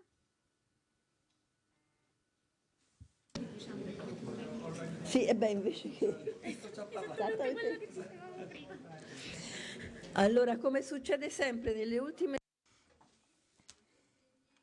So, as always happens, when we get to the last session of a conference, we need to call upon everyone to make sure that everyone is still paying attention.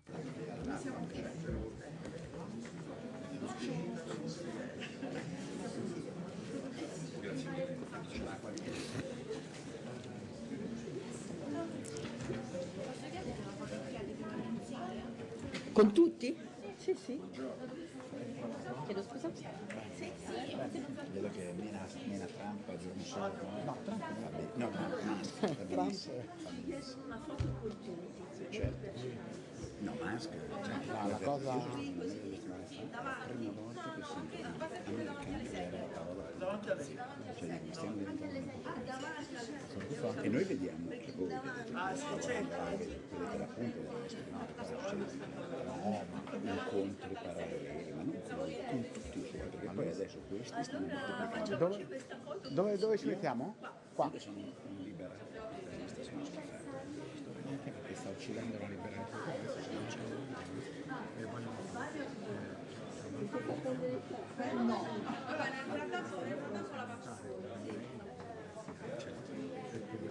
la tensione per funzionare eletto non è machine learning. Chiedo scusa? Mi piace. Presidente.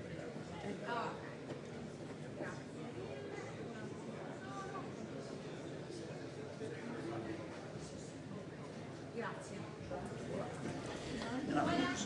Eccomi, vi disturbo per l'ultima volta. Ah, ok.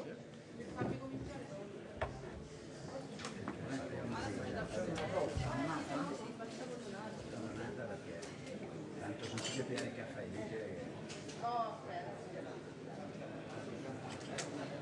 Grazie.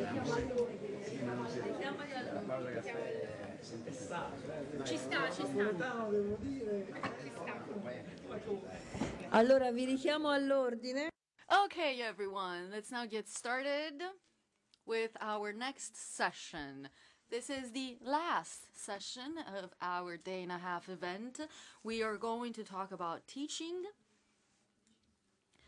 And most importantly, we're going to try to understand how we have implemented this topic. This is something fundamental when we talk about universities. So let me start by thanking and greeting the president. Thank you for organizing this event. And of course, thank you and greetings to the entire Conference of Italian University Rectors, dear guests, and also all those who are connected online. Greetings to all of you.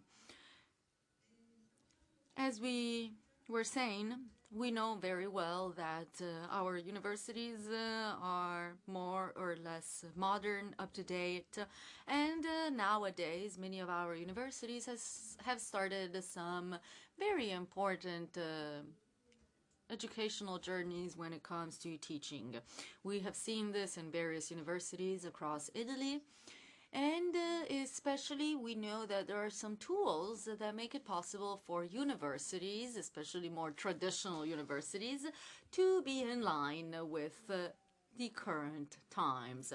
So we're able to offer innovative services by using IT techniques as well as digital techniques. But let's never forget that presence, being present in universities is also pivotal. So by being physically present in our universities, not only is it possible to undergo an educational journey, but it is also possible to grow from a professional and social point of view. So what does this mean? This means being part of a community, becoming critical citizens who are aware of their surroundings. Of course, this is possible thanks to a daily conversation with teachers, colleagues, thanks to the cultural stimulus that we can receive by being physically present in universities.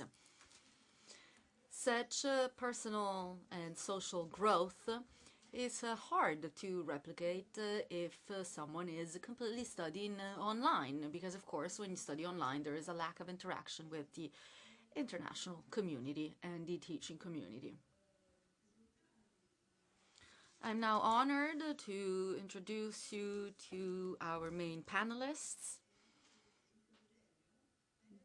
The group is pretty diversified because each speaker will bring his or own point of view, and pretty much just like when you put together a puzzle, we will listen to everyone and then we will be able to put the pieces together to understand the tools needed, especially technological and IT tools that are needed when it comes to teaching, and also we will look at many other things that are needed to improve the social, cultural element as well as ethics. We know that ethics is fundamental and we're talking about it nowadays. Now, as we said, we are a bit behind schedule, so let's jump right into this session. We will first hear from Professor Cecilia Tommasini. She was also the president and the counselor of CNEL. She is a professor, and today she will talk to us about the current reality we are experiencing. Actually, we already spoke about this yesterday. We mentioned the problem that we are called to face, and that is the structural change that is being implemented and that is occurring at the demographic level. Then we will very rightly give the floor to the needs. When we want to be able to address a problem, we need to start by addressing the needs. So in this regard, we are going to hear from two students. First of all, the Vice President of the Italian National Council of University Students, Sara Zappulla, whom I thank. And then we will also hear from another member of the National University Council, as well as a member of my university, and therefore we are in some way colleagues. Nicola Liguori, I am referring to him. After these two students, we will hear from Fortunato Musella, a professor from the University of Naples, Federico II. He is also the director of one of the Right to Education Hub. They are working on this right now, so I'm sure that the Musella will be able to bring a comprehensive overview on what is being done. And then I don't think it is necessary to introduce Vittorio Colao. The only thing I will limit myself to saying is that he has been the former Minister for Technological Innovation and Digital Transformation in the Draghi government. And then we will listen to Father Paolo Benanti, whom I thank, and who will share with us a more ethical point of view to help us understand how we can keep everything together. I think that he doesn't need an introduction because I'm pretty sure you all know him already. So with this being said, thank you very much to all of our panelists. And now, without further ado, let's give the floor to Cecilia Tommasini. Ci dovrebbe essere una... Thank you. I have a presentation to deliver, but in the meantime, I would like to say thank you to President Gian Antoine for inviting me here. And I'd also like to thank everyone that has helped me in developing this presentation, Atanasio, Anelli, Professor Billary, Federico, Professor Benassi, and I hope I'm not forgetting anyone else, and Andrea Priula.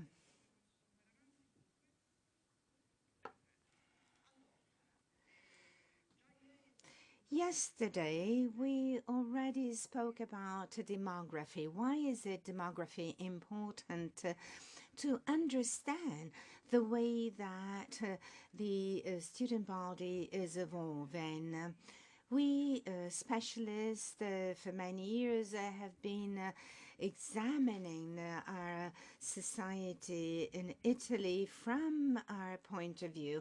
And we talk about the exceptionalism of Italian demography for many different reasons. We have a very old structure of our population, a low rate of fertility, a long transition of the young to the adult state, a long lifespan, a growth of foreign population, and a very fast demographic decline in some areas of our country. So we will try and get into a closer look of what is happening now in Italy. We have a first alarm bell. That is, we see the drop in the active population. Statistics say that by the year 2050, we will have a strong drop in the number of people employed. So we know that the people actively engaged in the labor market are the ones that make the country go forward and grow stronger. At the same time, we know that a low level of fertility in Italy and a low level of birth rate is what actually impact the cohorts of students in our country. Now let's focus on the situation of universities. Last year, a very important report was published. It shows the demographic trend and how universities in Italy are losing students. This is particularly true in the south. And this is an interesting data.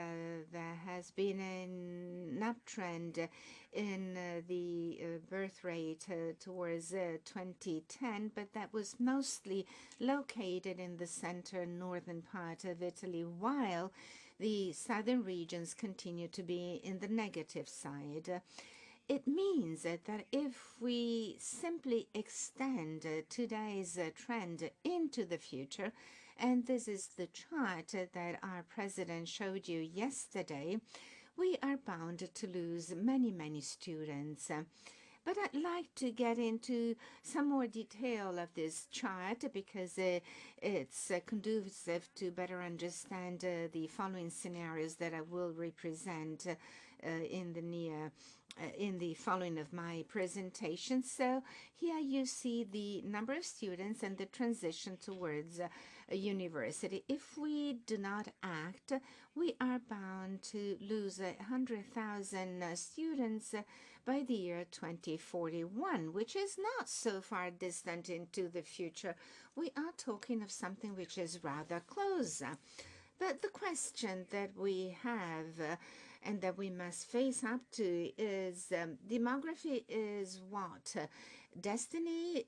Are we doomed? Can we do anything about it? Well, what I'd like to talk into at the end of my presentation is that demography is only part to the problem, and it's not the problem as a whole. We have other examples, other charts that clarifies the matter. So this chart in particular regards the share of the population with post-secondary education, and that embraces the 1970 to 2018 period. Some countries started rather low, but all of these countries have experienced a very strong increase in the number of people with post-secondary education. Some countries had a stronger increase, others were still proceeding and growing slower. So let me continue in this specific field. You see that our country has increased, but not as much as the others did. And I hope you can see it from this chart.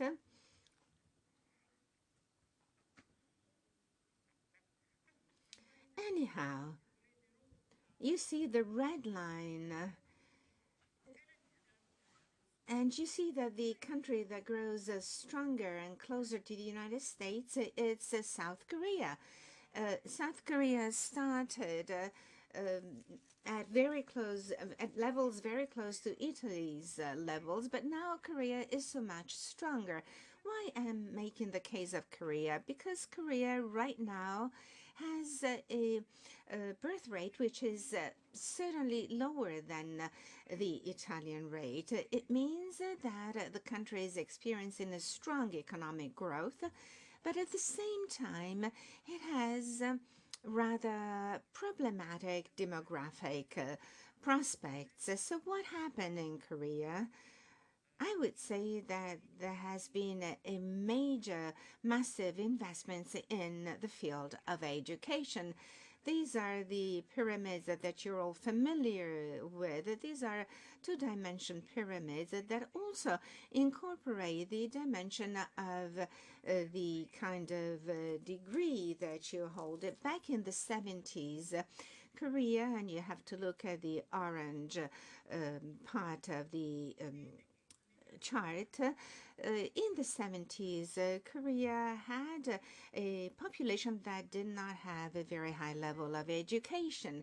But in 50 years, the country turned the situation around.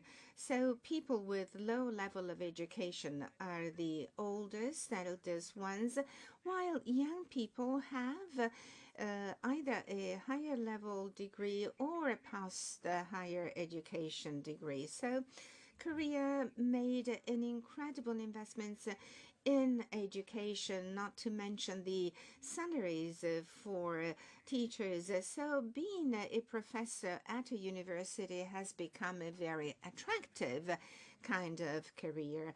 Salaries are very good.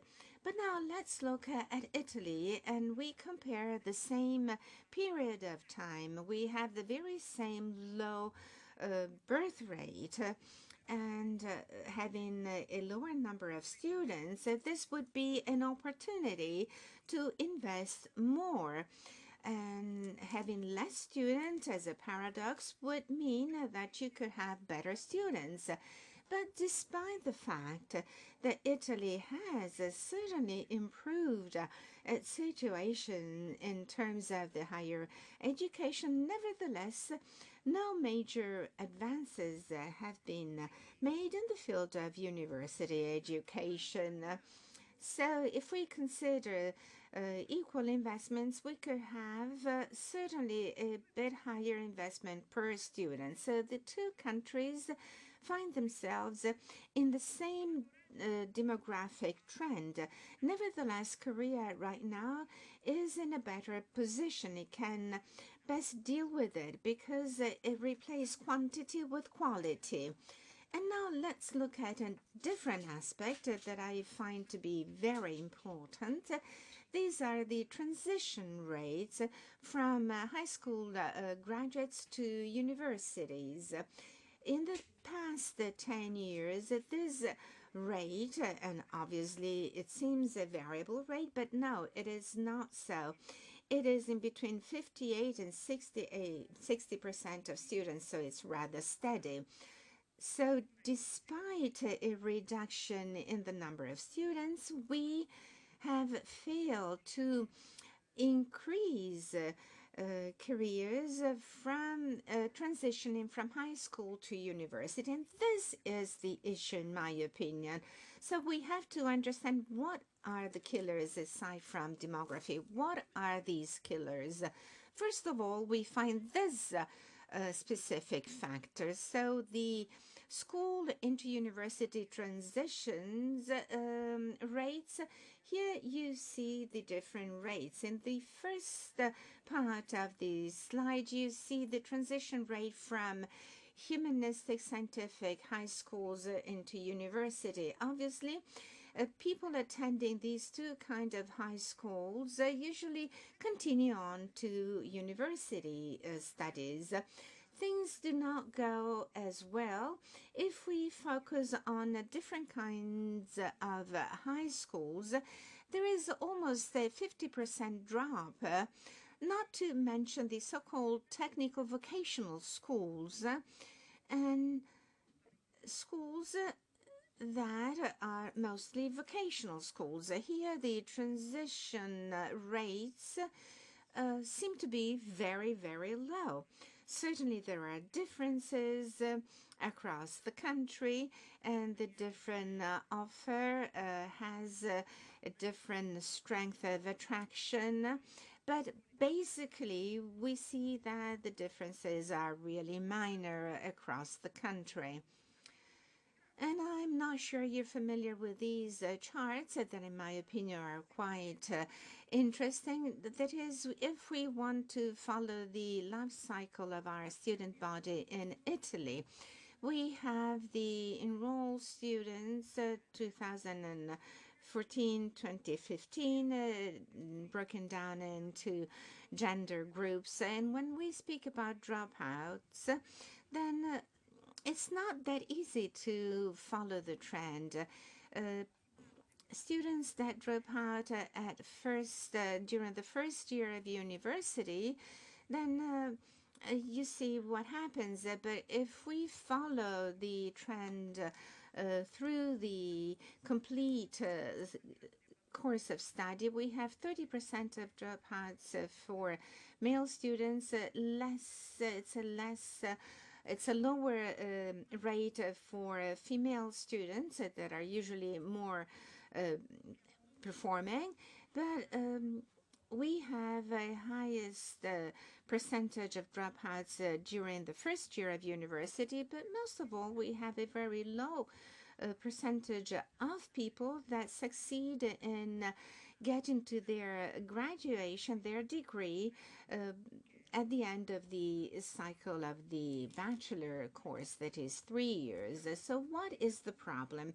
We do not seem to be effective in either cutting down on the dropout rate or the continuation for many, many years of people staying in the university without completing their study courses. The percentage of the dropout percentage is so much higher if we focus on students coming from vocational and technical schools. Having said this, we can try and elaborate on different scenarios. The issue here is to try and stimulate and motivate students on the basis of some components that we may not focus on at the moment. So the first slide that I would like to examine with you regards foreign students that live in Italy, not that come from abroad. Obviously, we have differences if we consider first or second generation foreign students.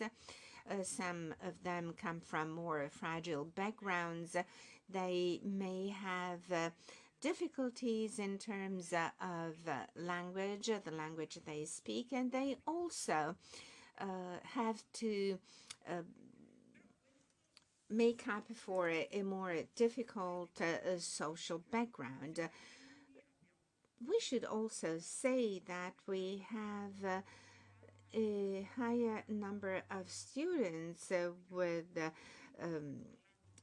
first or second generation students. We are talking about 10-15 percentage of students of this kind. Bergamo yesterday was telling us that their percentage values are higher, but it means that they're considering this rather fragile background.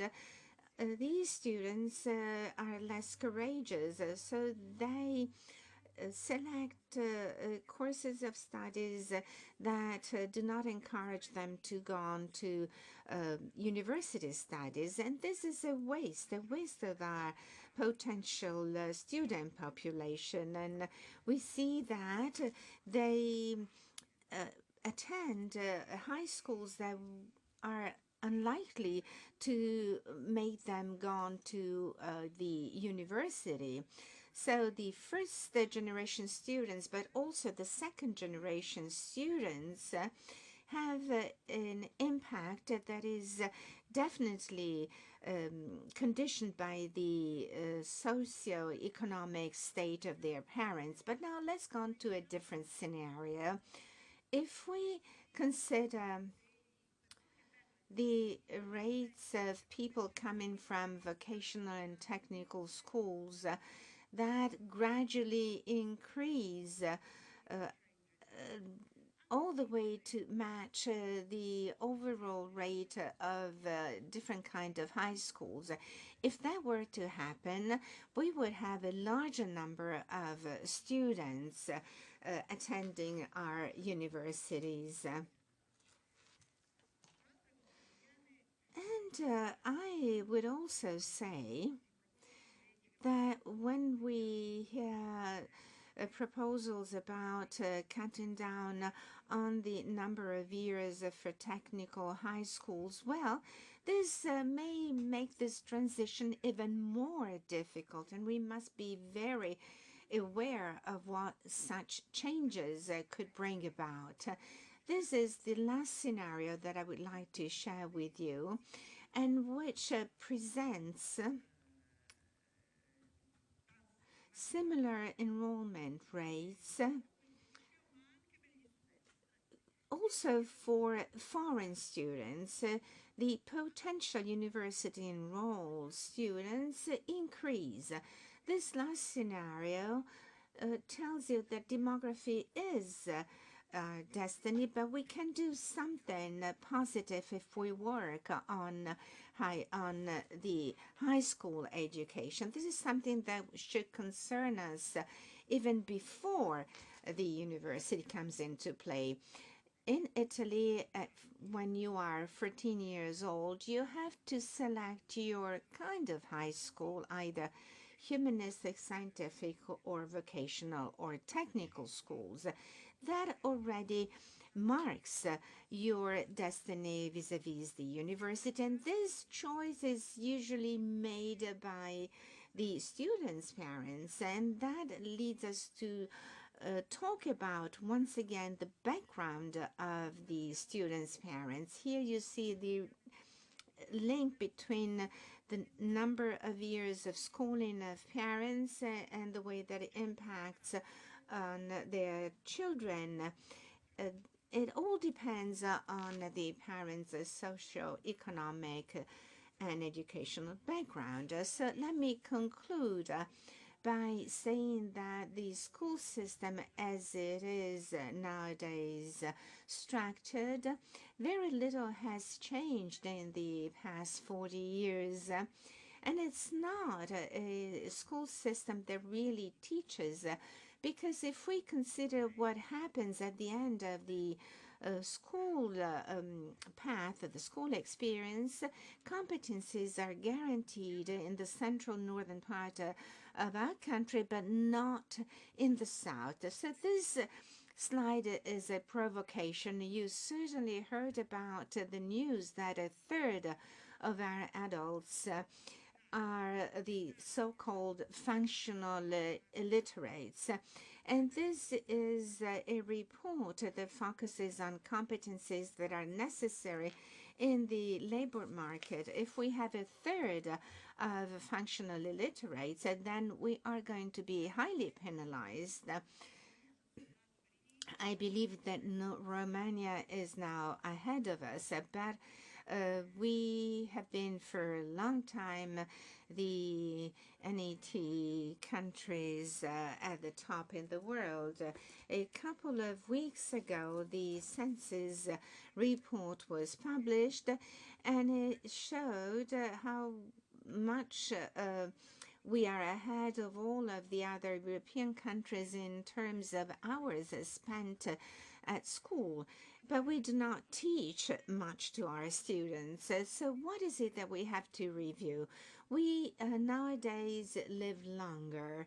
8 years of schooling in the past was a portion of our life, but nowadays we live 20 or 30 years longer. So this portion of education can be extended a bit, so that students may have to select a bit later what kind of education they want to go on to, so that they may be more aware of what they select and less impacted by their parents' social, educational, and economic background. So we may want to have a universal school system up to 16 years of age, and then a 3-year cycle during which students will be able to select what they really want to pursue ahead of their university years. And I'd like to launch one final provocation. In the U.S. Ivy League universities, we find the Cornell University, and one of the most popular courses in the university is the hotel administration. So it's a course of study that teaches you to be the manager of major world hotel chains. Thank you.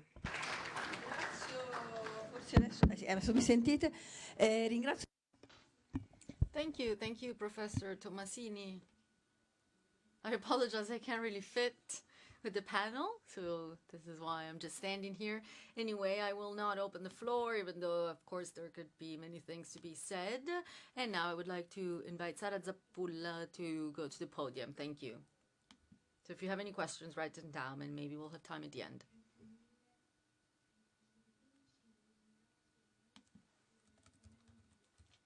Thank you. Thank you also to our president. Thank you to the Conference of Italian University Rectors. Thank you, because today and yesterday prove that there is a strong link between professors, teachers, students, rectors, especially when it comes to understanding where a university is headed and how it's going. I believe that in the end, the teaching was the underlying topic of everything that we have said in this day and a half, because all those who are part of the academic world know that teaching is pivotal and that we truly need to understand why it changes and how to adapt. I think that the first thing to be said is that as a national council, we have wondered and asked ourselves more than once which are the needs of our students, of our universities in general. And especially, we have always tried to understand the final goal, and that is the model we want to get to. Professor Jan Antoni, in her introduction yesterday, said something that I really appreciate, and that is that university should be a way to grow from a social point of view. Of course, we consider this the starting point of everything that has to do with university and teaching in particular. In fact, we need to be able to understand who we are addressing when we prepare our teaching model, and especially where we're headed, what our goal is. I think that the first time in which the model changed and financing for teaching changed was during the COVID-19 pandemic, because of course everything had to shift very quickly, and we went from having classes in person to completely having classes and teaching online. We were forced to implement this change very quickly because, as I said, we were going through a world pandemic and therefore we could not meet in person. However, we were able to transform something that was very traditional in person, face-to-face, to completely turning it into something online, so online teaching. That is already a first moment in which we understood that there was a clear problem in our virtual world, which I want to share with you today, because as a member of the National University Council, we have often spoken about the digital divide. This is something that involves the students, and especially students who come from social educational realities which are completely different from one another. So following the COVID-19 pandemic, it's as if something completely was washed out. So it seemed that we needed to start the conversation from scratch. Now, I don't think that we need to glorify that experience, but at the same time, I don't think that we can completely set it aside, because there are some positive examples of what we did.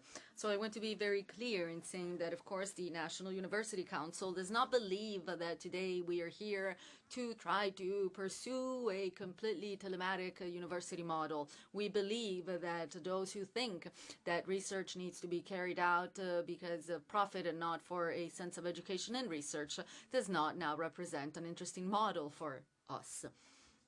At the same time, we firmly believe that the educational model in person nowadays still presents with something we cannot give up on when it comes to the single students and communities, and that is their possible interaction. However, there is one thing that needs to be made very clear, and that is that innovative teaching does not simply mean being able to buy new computers or buying 3D glasses, buying robots, or simply introducing some innovative elements. Because first of all, an innovative university is horizontal, which means that all students, all teachers have the right to access the same technological tools. And moreover, this should be interdisciplinary and therefore needs to manage to adapt any teaching need. So we need to reconsider our universities and how we do this. So we need to have time to experiment, to try different models. We need to, of course, give value to the time dedicated to the teachers' training, not only from a technological point of view, but also methodological, because today we are here and we need to talk about methods, methodology. We need to provide tools that are truly objective and that can allow us not only to finance the structures, but also to focus on the financing of training. Moreover, we need to understand that the academic community is not the same community that used to exist years ago. Now the academic community is overstimulated, completely exposed to information, notions, concepts, ideas, suggestions, which need to be mediated. So students need to be provided with the tools that will allow them to differentiate what is being presented to them. And this is really what makes a difference in a convincing educational model. Especially, we need to reflect and try to understand how an innovative educational model can truly address the many weaknesses that we find in our academic community. I'm obviously thinking about the people in a situation of vulnerability. I'm thinking about detained students or working students. These are all categories of people with specific needs which need to be addressed. And for this reason, using an innovative tool in teaching, also an interactive teaching, can be very useful to make sure that they get close to the academic world and they then become part of the academic community in our country. This is a goal we cannot give up on. We must always fight for it day after day. I was saying this earlier, and that is we cannot think that the face-to-face teaching can completely be replaced by technology and online classes, because we know it is important to be in person. Being in person makes it possible to have a social relationship, to interact, and this is pivotal in each person's growth. Teachers, students need to be able to interact, and I think that this cannot be replaced by any online interaction. But we also need to think about collective learning, so how much interacting among students and students' interaction with teachers can lead to a mystified model, a model that allows us to understand reality. Of course, we need to completely reconsider the educational model. We need to update the disciplines, the subjects. We need to focus on critical consciousness, and especially we need to renew and understand what is happening in the classes. But we can also do this online. We can also do this in network. I'm just going to share with you one example, which I feel very close to my heart. I come from Sicily. I study in the University of Catania. And as of right now, we are part of the UNISA network. So we want to become part of the European network. And I believe that such a European network can provide an answer to address all needs that are asking for change. Can these needs and can these solutions come from artificial intelligence? Honestly, I don't think so. Maybe, it's possible, but I don't think so. I think that the solution will be provided if we are able to use our tools in the right way. For example, I'm thinking about copyright, having access to content, artificial intelligence, using all the tools available is acceptable if we know how to introduce them into our general reality. We need to understand the goal why we are including these instruments in our classes, and then of course each student needs to be able to use them independently for their personal growth. If we're able to reach the goal of independence, autonomy, community of citizens who know how to understand the information made available and who can truly understand what is happening around us, then we will be able to create an educational model that can truly be convincing and useful. The National Council has also given a lot of thought on a digital archive to be able to put together all the good practices which have been developed in our universities, also enhancing geographical differences, which of course exist in our country, and which have a role and need to be enhanced in the different universities. As for the student condition, we are going to soon write a report because we would like to really give a role to the need to change our educational model. We need to put students at the center to understand their needs.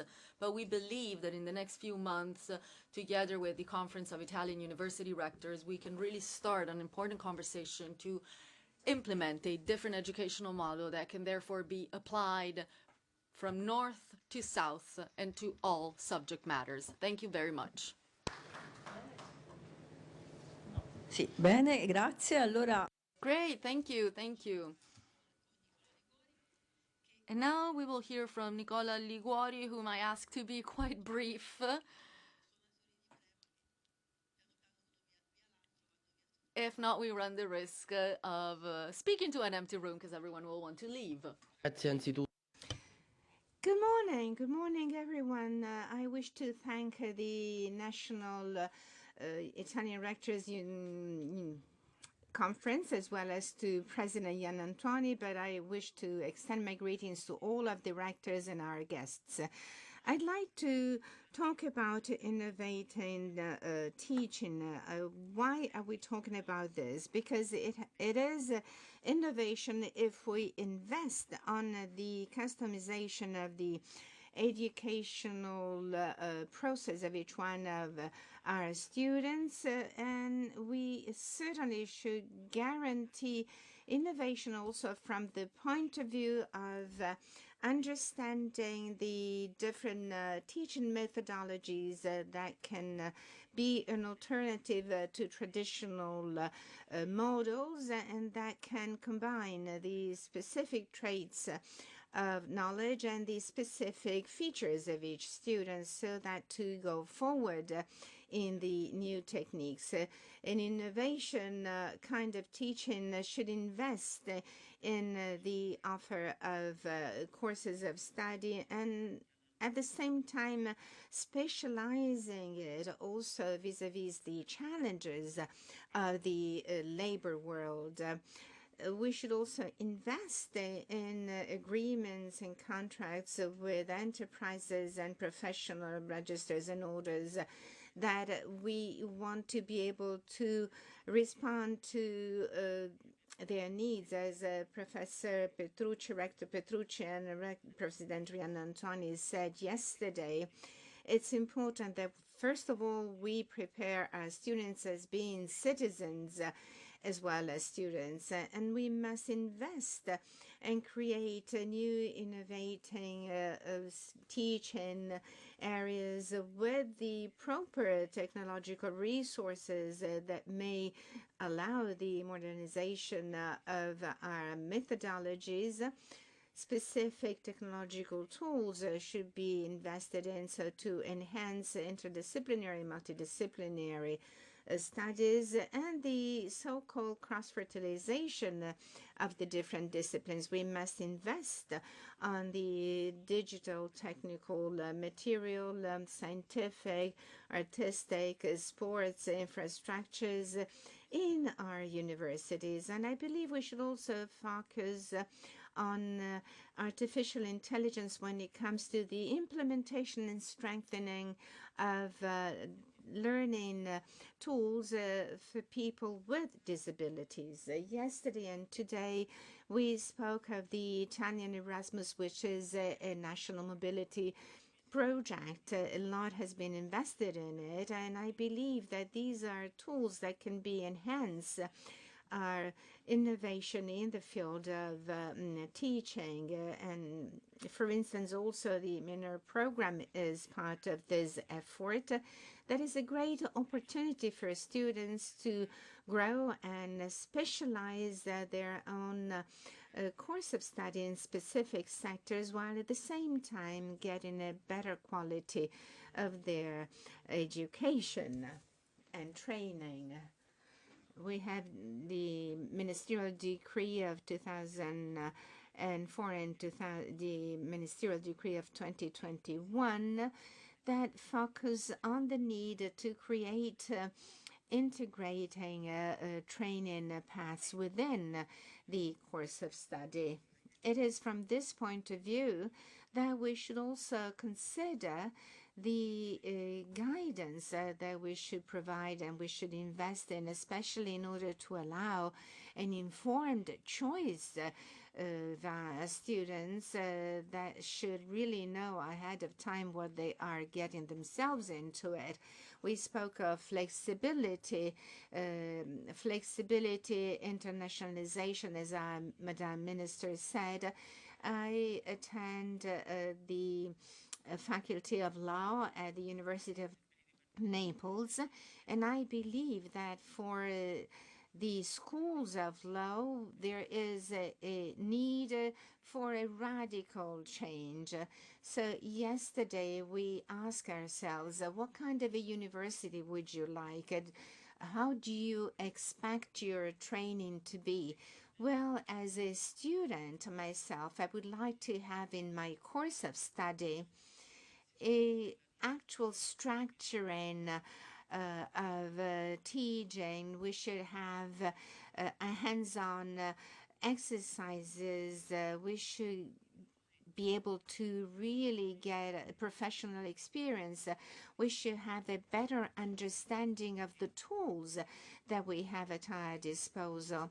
And we should have the experience of so-called legal clinics. So I believe that we should have a real institutionalized, solid structuring of our courses of study. We must be ready for the profession that we want to join at the end of our path, and we must focus on the excellences that we have in terms of professors, in terms of universities and experiences. We would like to draw from all that exists, from all of these excellences that exist. And I would like to be able to rest on your support. And when I think in terms of innovation, and speaking of schools of law, I believe that we may improve our courses of study. So to integrate in our studies also training credits for practical activities that will help us to be more aware of what activities we want to get ourselves into at the end of our university experiences. And as a result, we have come to what President Giannantonio said yesterday. And let me just make a very short reference to the new telematic universities.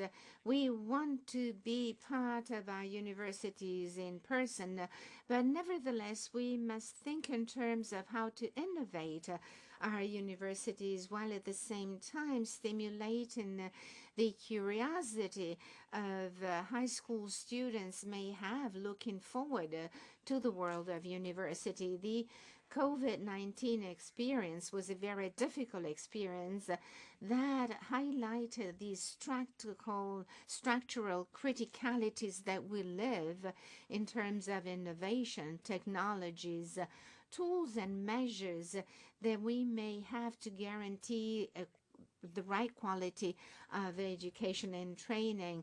Italy is usually able to act when the emergency occurs, but it's not as effective from the point of view of prevention. So I believe that prevention should be a field in which to invest. And I believe that the COVID-19 experience has contributed to understanding what, for instance, the experience of gainfully employed students is, and what technological tools and equipments can give us, to all of us, to fully benefit from our university experience. Let me just wrap up by saying that I hope that we will have more opportunities such as this to interact, to engage in a very profitable dialogue. I have found these 2 days of the greatest importance because we now understand what diversities exist. But as it is always the case, differences are a measure of our wealth that we can use and benefit from. Thank you, and thank you to all the rectors that are here present. Thank you. Sì, grazie davvero.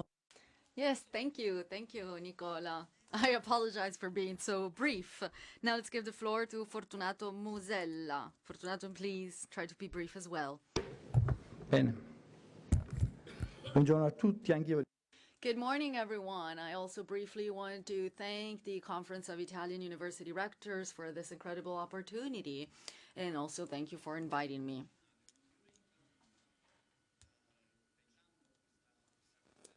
Thinking about this conference, thinking about this session, honestly, I could not have thought of anything more interesting than what I heard this morning. For example, we spoke about the right to education, and now we moved on to discussing the training needs and especially the importance of putting the student at the center.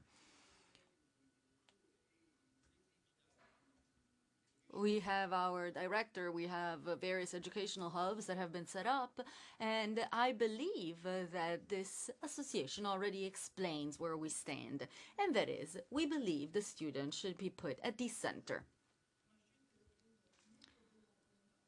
There's a well-developed choice that is made, and of course, someone may not agree with our choice. However, I believe that our education hubs allow us to innovate education. And especially, I believe that these hubs are really focused on digital innovation. Why am I saying all of this? Well, because digitalization, and this is confirmed by many books in the field of economic politics and so on and so forth, is the main axis that allows us to implement change in our time. So it would really be enough to go back to understanding how many people connect online. It would be enough to understand for how long they connect, or the impact that this has on each person's individual and collective life, to have enough topics to discuss this. Of course, I want to be very clear in saying that this doesn't mean that we need to turn to the digital as if this were the only way to learn. But maybe we need to make sure that the digital becomes part of our society, and we need to try to understand how to make it very consistent with our practices, with our long-standing traditions. I come from the University Federico II. We just celebrated our 800th anniversary. And of course, 800 years did not go by with no meaning. I believe that these 800 years have allowed us to understand that we need to live in our present time. And of course, universities did not only start talking about digital with the COVID-19 pandemic. I think that already in 2019, the New York Times looked to the universities in the United States and started saying that many online courses were being opened online at the international level, and this was very successful. Of course, there were different teaching models that had to be reviewed, discussed, and so on, but it seemed that they were already starting to talk about this new opportunity, this new potential, because I will explain later on why I believe that the digital is a potential for us as well. Of course, 2020 was the year in which we all became aware of this topic. Even those who came from a completely different field were able to see that the digital is really needed for all of us, because it allows us to carry on our activities even in a moment in which we are in a lockdown.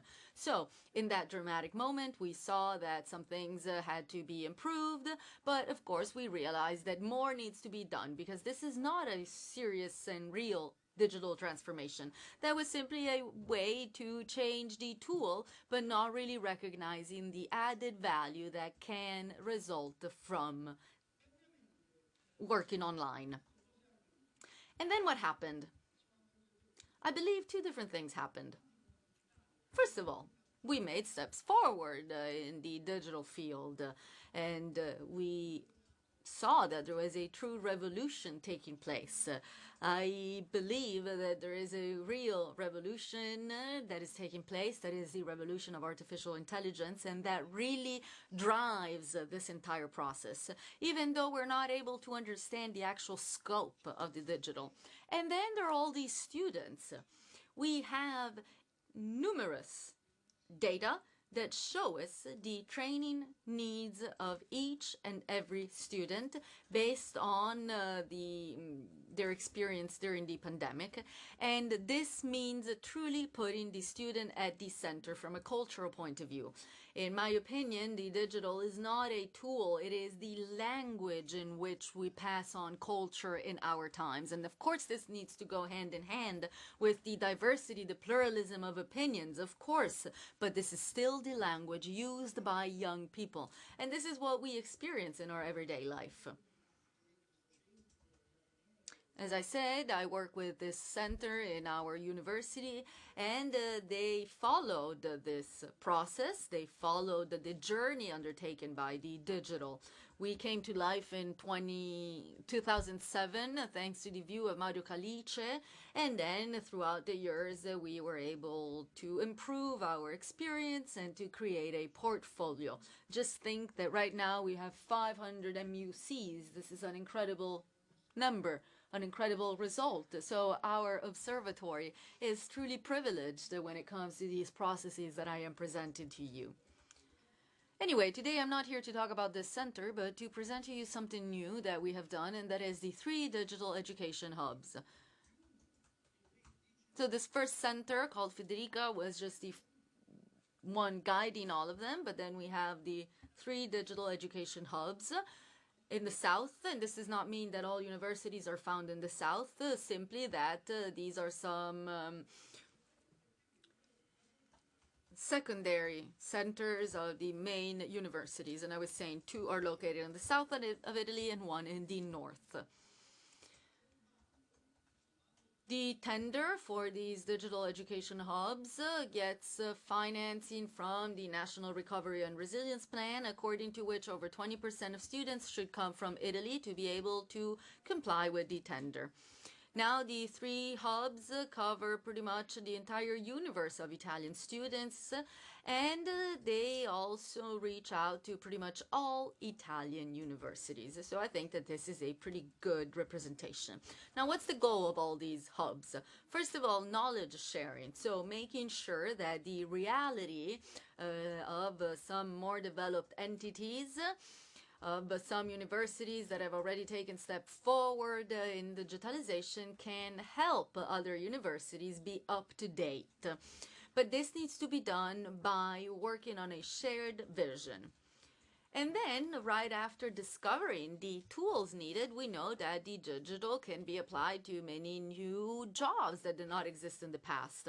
There are many new jobs now, and for this reason, we need to train professionals, and we need to make these services available to our country system. We need to, first of all, train our students.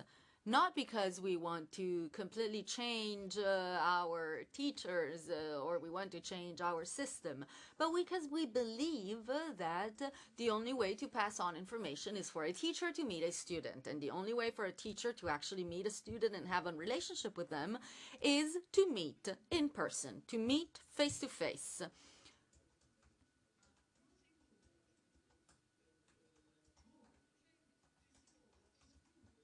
However, if we completely eliminate the digital dimension and therefore not make it possible for students to meet teachers online, many people will not be able to talk to their teachers. We are carrying out a lot of work. The 3 hubs are actually working together in a coordinated way. Each of the 3 digital education hubs have developed their own strategy.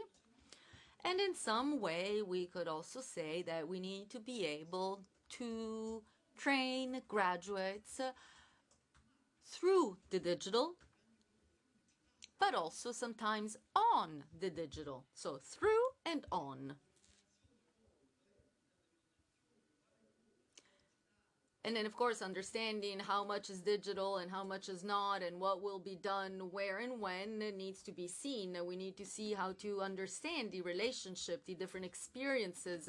I always say that if it's a matter of bringing advanced medicine to Africa, then maybe it would be best not to start by going there in person, but to start by doing certain things and then maybe moving to Africa. If we need to bring the digital to a doctoral student, then it is important to be in person. So we need to understand the different situations.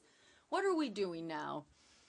There's one other thing that I want to present to you, and that is that the 3 digital education hubs are now experimenting their process, their model. So they have already some experience in the digital field, and now they are trying to look into this new field related to artificial intelligence, which we are committed to and which we are trying to work on also when it comes to research activity. Let me give you an example, also taking advantage of our newspaper, Corriere della Sera, which mentioned this today. What a coincidence, huh? We have prepared and offered a first training on teaching AI. We have a professor from Madrid, Carlos Delgado, who came to Naples for 6 months. And in his training, he shows everyone which are the tools available, how they can be used, especially tools in the field of artificial intelligence. So this course is done to teach about AI, but it is also done using AI. We have also started seeing how avatars are used. Someone could say, danger ahead, Professor Musillo wants to replace actual teachers with robots. No, not at all. But thanks to the avatar, first of all, we can have a Spanish professor speak in perfect Italian, thanks to lip sync. And imagine doing this and taking it out to 200 countries with 200 different languages. You have an avatar speaking just like a human being. You cannot see the difference. And this is not something that we should take as a given. We have worked on this. We understood some English teachers, and we asked for the support of interpreters, but we want to make sure that our avatars can increase and can improve. So nowadays, to be in a university setting, you need to speak many different languages. And then the interaction between the student and teacher. So how do you interact with the students and teachers? I could quote the example carried out in Padua. This is a global trend, and specifically I'm referring to personalizing the AI systems, which we have already seen. We know that there are many limits, but we also know that there are many benefits which can obviously be perfected and applied to specific needs. Or there is another field we are working in, and we don't have a solution yet, so I'm just going to put this out there. But what is the relationship? Usually we talk about the relationship between from the digital to the class. So what's the relationship the other way around? I have spoken to many students who have prepared some archives with recordings that were done during the classes. And what can we do about that? Can we create some tutors that can help the students? Can we strengthen these students' skills? We always need to start by understanding what the student needs and wants. If a student does something, probably he or she needs it. So let's help students to do whatever they can to their best, their possibilities. I think it's pretty clear that I could stay here and talk for hours, but I don't want to worry you. I just want to present 3 key words. 3 key words that I believe have to do with this common vision, which we all share, and especially that we share in the 3 digital educational hubs. I think that we could see these 3 words as the 3 words of our creed. First of all, open. Everything we do must not be linked to other experiences because they are open experiences. We're not here to gain a profit. Actually, within the limits of our possibilities, it is even more open than what we study in universities. I have been taught that classes are public because they're not for students. Anyone could walk into a university class and attend that class.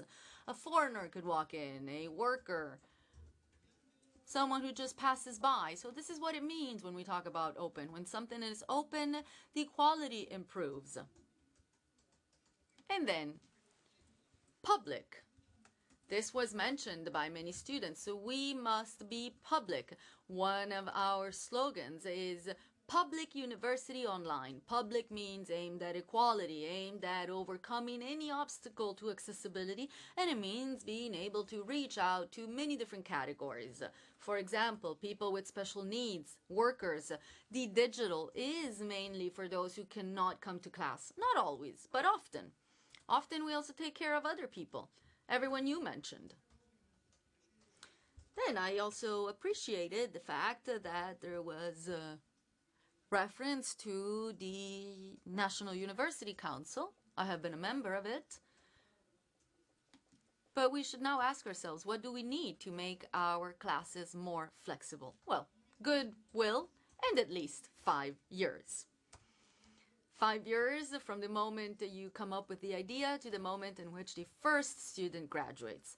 But now times have changed, and therefore we need to be able to ensure that our country system for universities is more flexible. This does not mean completely eliminating or changing our graduate courses, but it means changing some parts of them. Sometimes even the entire course, the entire graduation. We need to make sure that everything is flexible.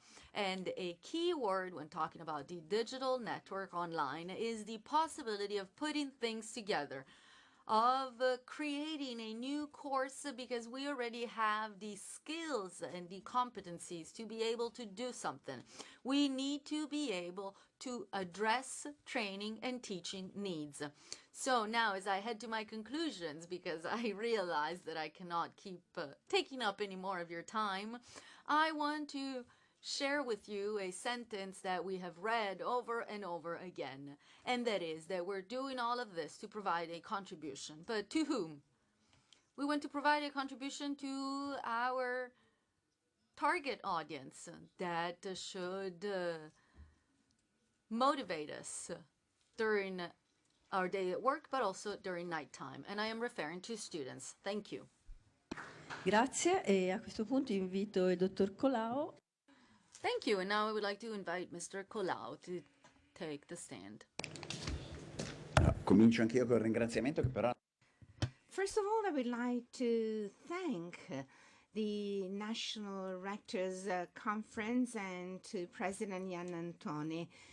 It's a very heartfelt thanks because today's theme is very close to my heart. This is a great opportunity. And why is this theme important? Because digital technologies are advancing very fast all across the different sectors. And I see that nowadays every single profession is going to be impacted by such an advance. Physicians,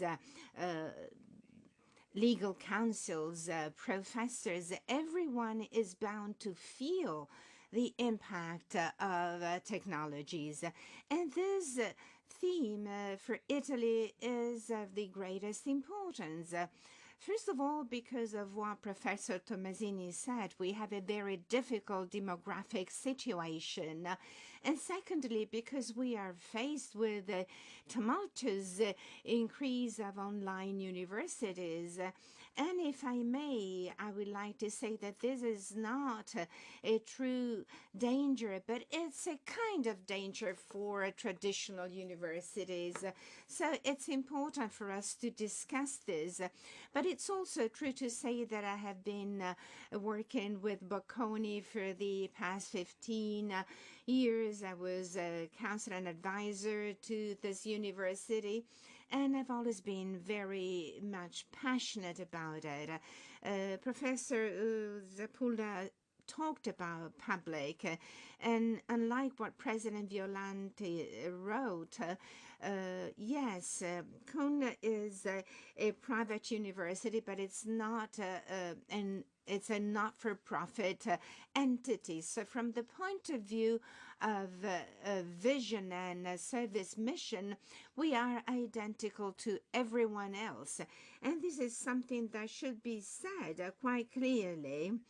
So I know time is getting short, so I will try and be as fast as possible and concise as possible. When we talk about the impact of technologies, we usually try and understand whether that is a way of fending off threats or making them more tangible. So a university study course is a collection of different matters that will eventually award you a degree that will help you find a job in the labor market. And this can be online as well.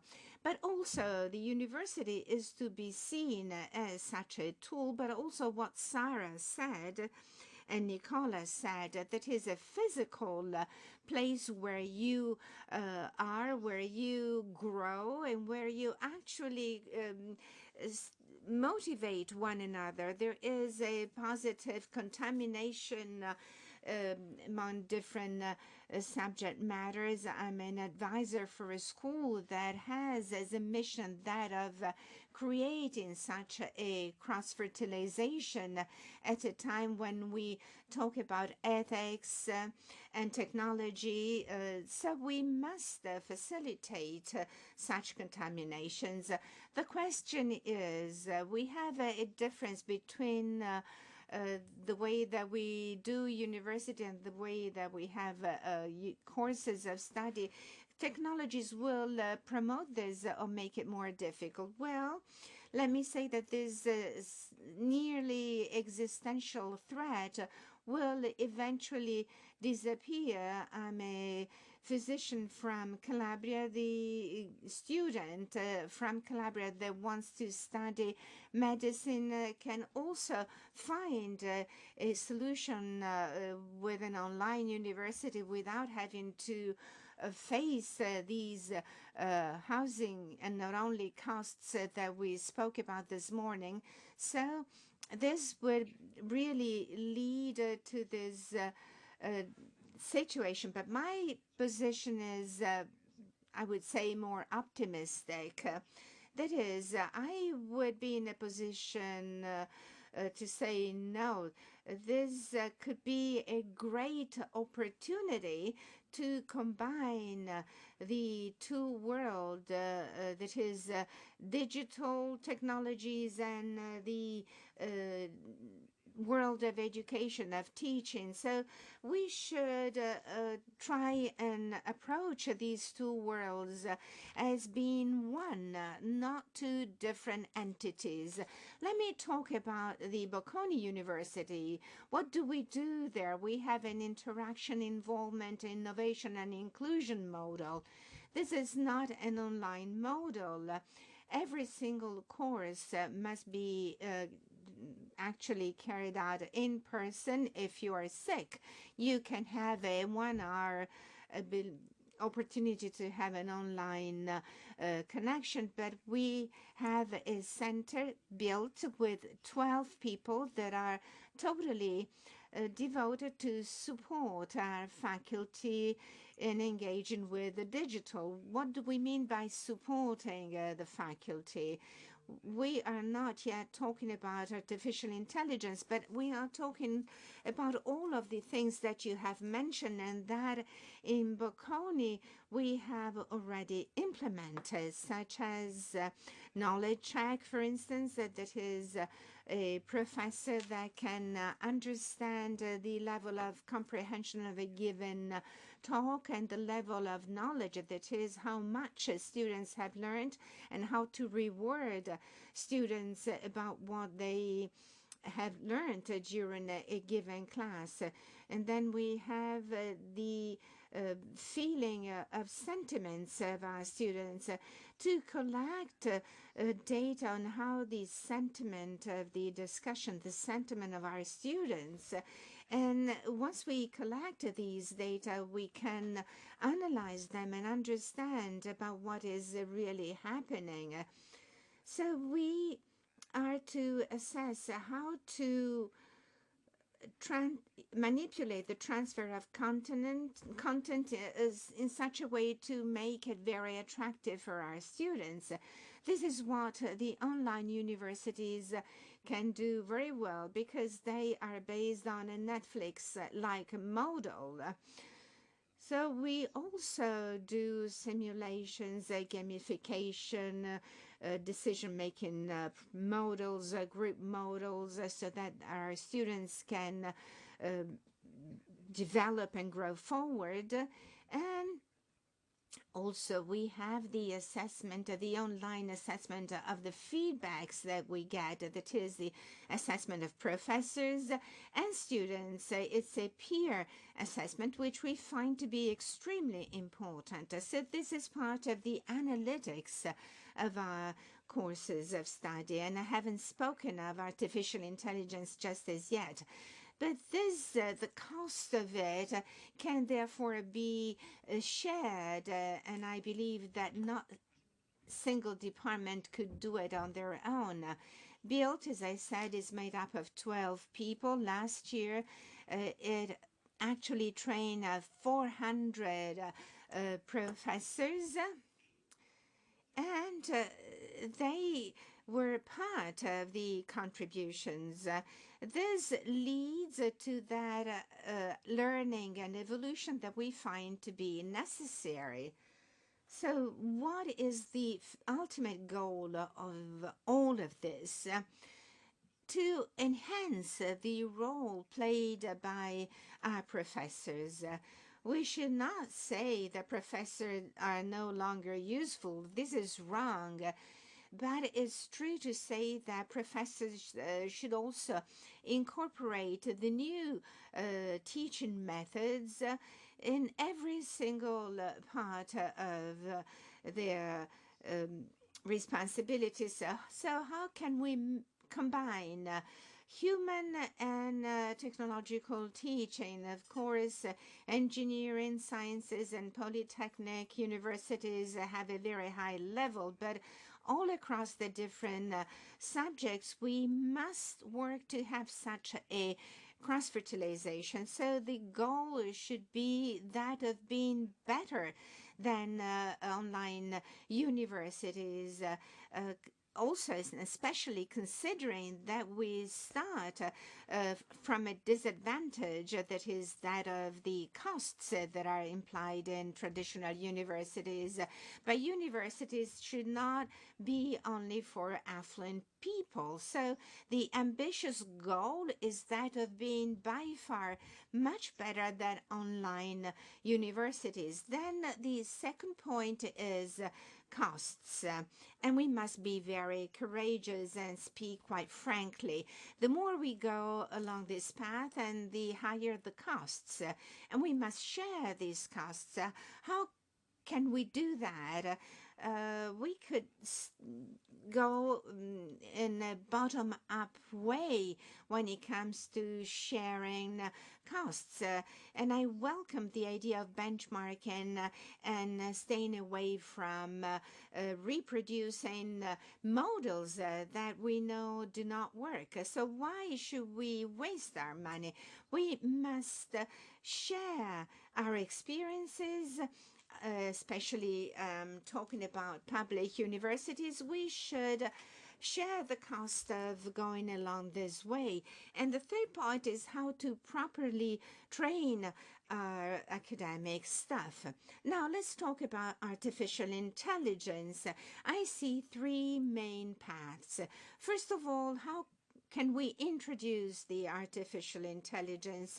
The Polytechnic will do it in a more massive way. Others will do less, but we have small language models and other models, but they will have to be implemented to improve our teaching models. Then the AI teaching assistant is clear. The online universities will have asynchronous 24-hour round-the-clock support for students and very specific support.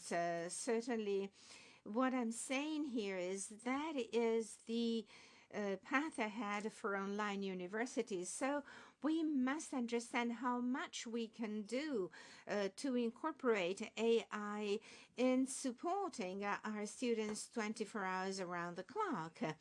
And this would give a higher value to the students' experience when learning together with their teachers, their professors, and then how to assess artificial intelligence, how to assess the individual result. And I'm optimistic because the more we test what the student has learned, and the more we focus on how to get to this response, to understand the process, then the more we are teaching our students to really handle their own lives, not simply to deal with the first job that will land after getting their degrees. So we need to change our approach. We need to change our mindset and assess the quality of our teaching. So this would be a major difference between our universities and the online universities. I believe in the role played by professors, by the academic personnel, and I know that this human professor is a facilitator of human competencies as well as technologies and the approach to life. Of course, this will change according to the discipline. If you are a physician, you will in the end have to teach how to carry out an operation. So let me just skip what I wanted to say to get to my 5 recommendations. First, then, this may be a provocation. So we have to let aside the value of the degree, which is really which has no value. So it's not simply because we are now faced with the competition of online universities, but simply because it shows and it proves that we are effective. We should enhance the role of our professors, combining technologies and artificial intelligence in all of our courses of study. And professors, they should be trained in this field and should certainly be able to introduce such technologies in their teaching efforts, so to actually provide their own contribution. And the third recommendation is sharing costs. I was speaking with Donatello Schutter earlier on, saying that we see that everything that is on cloud is operational cost. And it's very difficult to be handled in our in the budget of our state. So I know that this is very complicated because I believe that you share this point, and the only way possible is sharing costs. The fourth recommendation is that the Rectors' Conference should ask for more resources to promote such a transition. And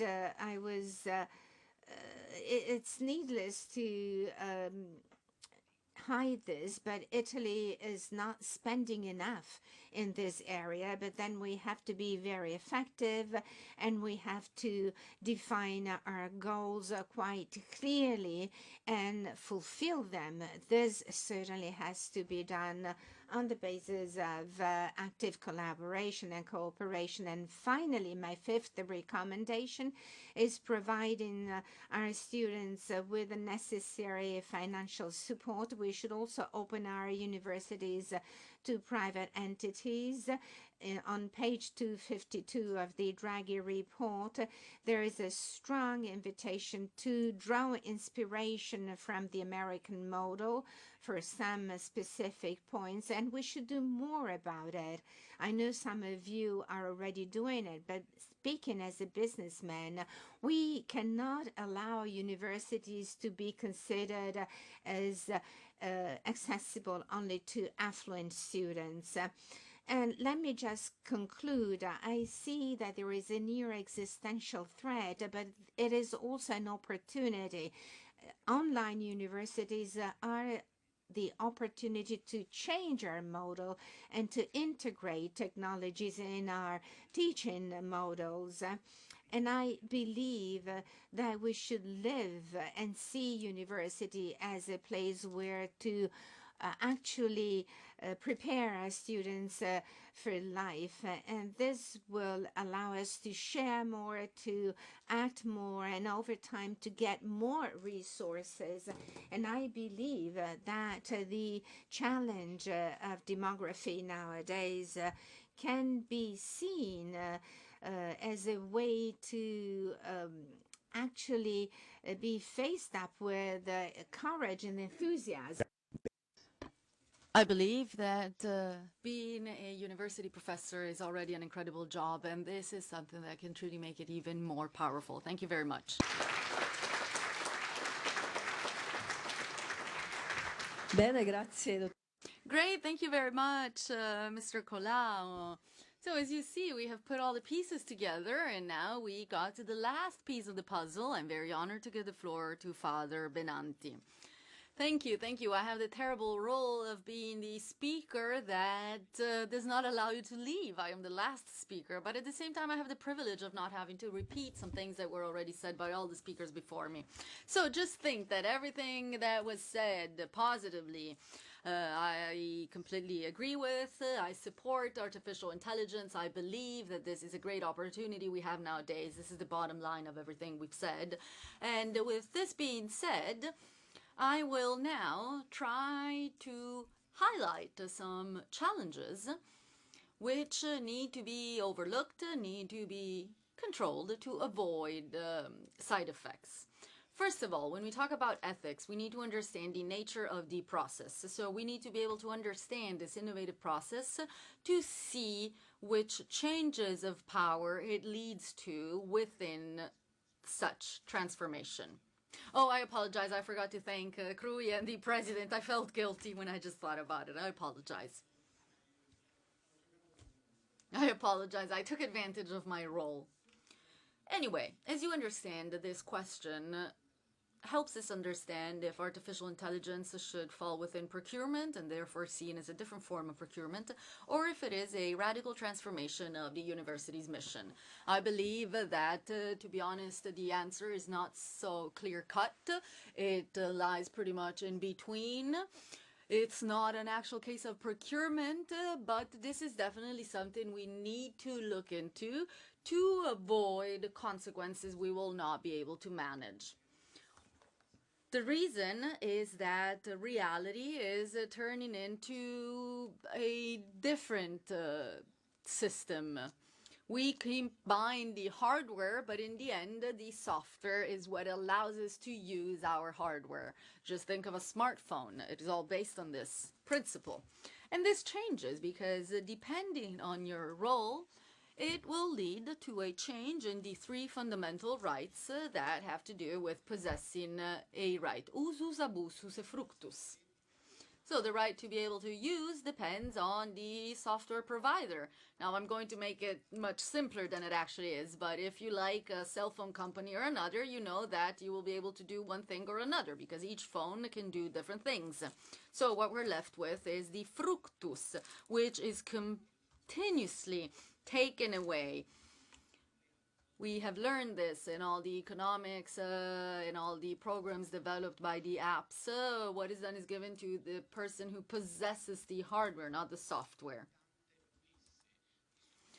So we've heard mention of many artificial intelligence tools, and we know that their use needs to be very aware to avoid running the risk of fructus and usus being taken away from the public aim of the university, as we heard from students themselves.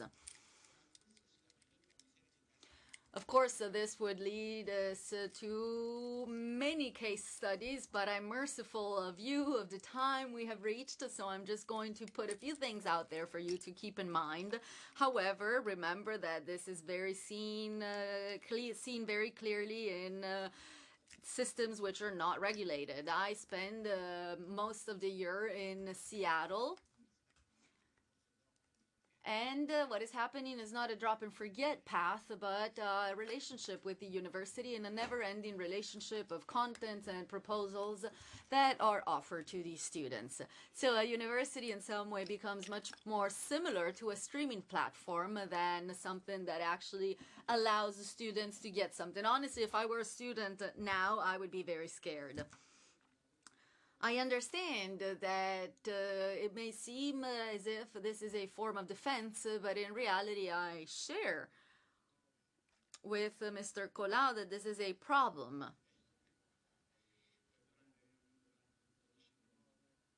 I apologize, I thought you were a doctor. Anyway, you understand that this is an underlying issue, which should therefore see institutions like CRUI defending this national gift, the national treasury of the higher education system.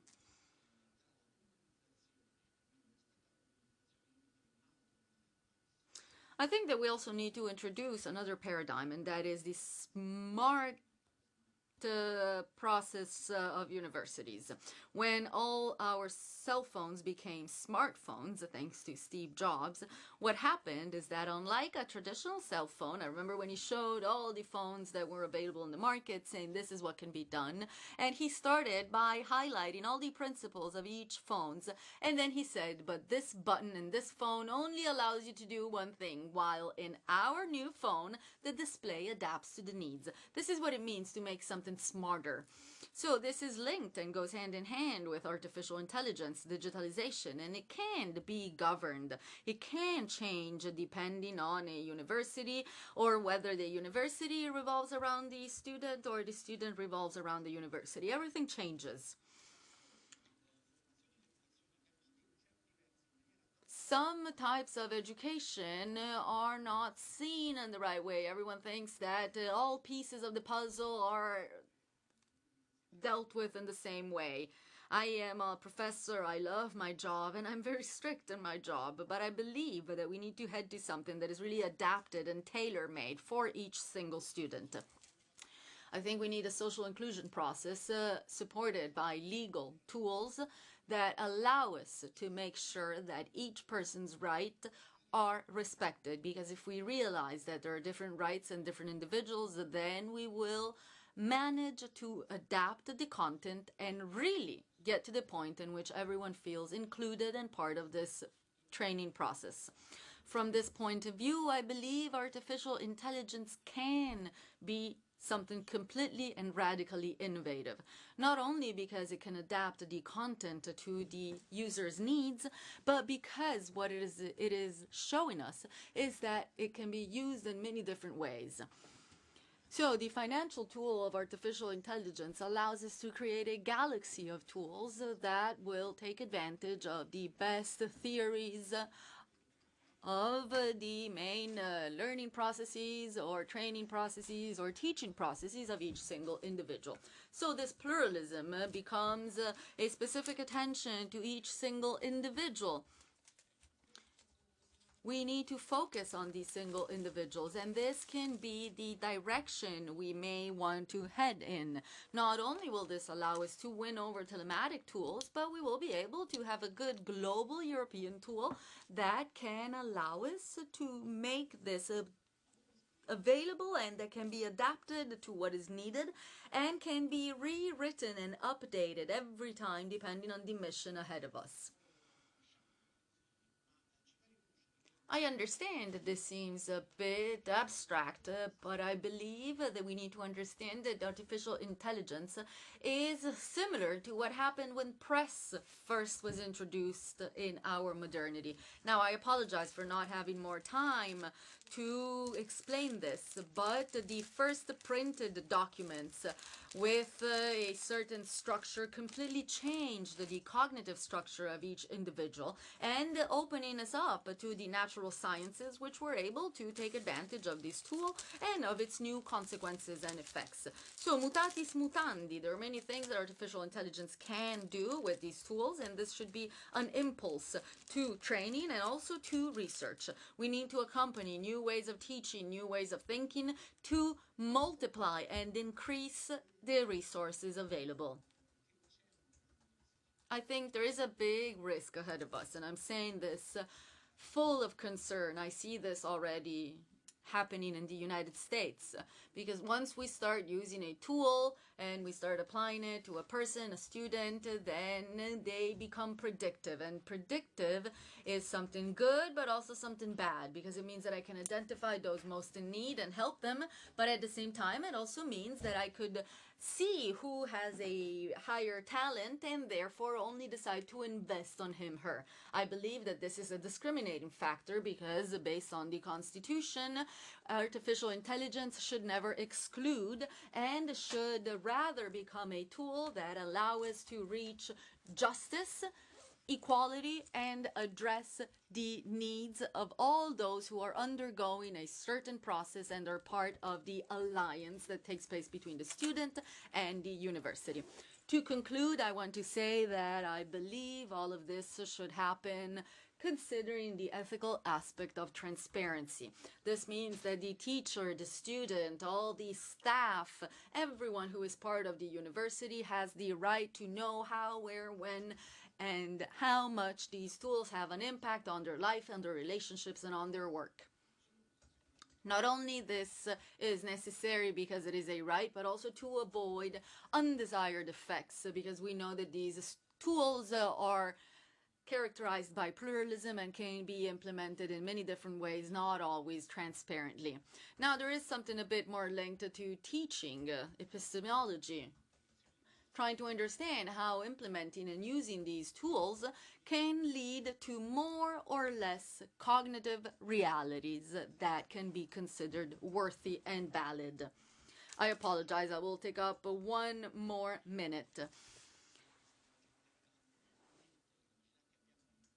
There is a belief that these tools can be used to make the processes automatic by implementing one of the techniques that are most promising, and that is strengthening learning.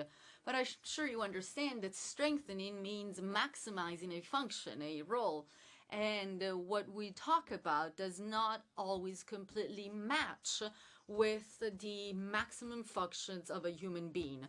Actually, sometimes we're not even talking about individual actors, but we're trying to maximize others. The best results in research have been reached when there is a team working together. So if you only reward a human activity, seeing it as something that can be reduced to a single activity and therefore a single reward is something that should be further discussed. I think that before implementing it from a practical point of view, we need to understand that we're not talking about products or things, but we're talking about people and therefore the future of our country. And now I want to conclude by asking a question I have no answer to, and that is, if all of this is linked to something that we could perceive as a concept, is this something that should remain a platform for Italian university? Or rather, should it be referred to as plural, so the platforms for Italian universities, or the platform for Italian university? There are many things that come into play, also the impact that we may have, and I think that probably the best solution would be to have one platform, so in the singular form, and for other things we need to have plural solutions and tools.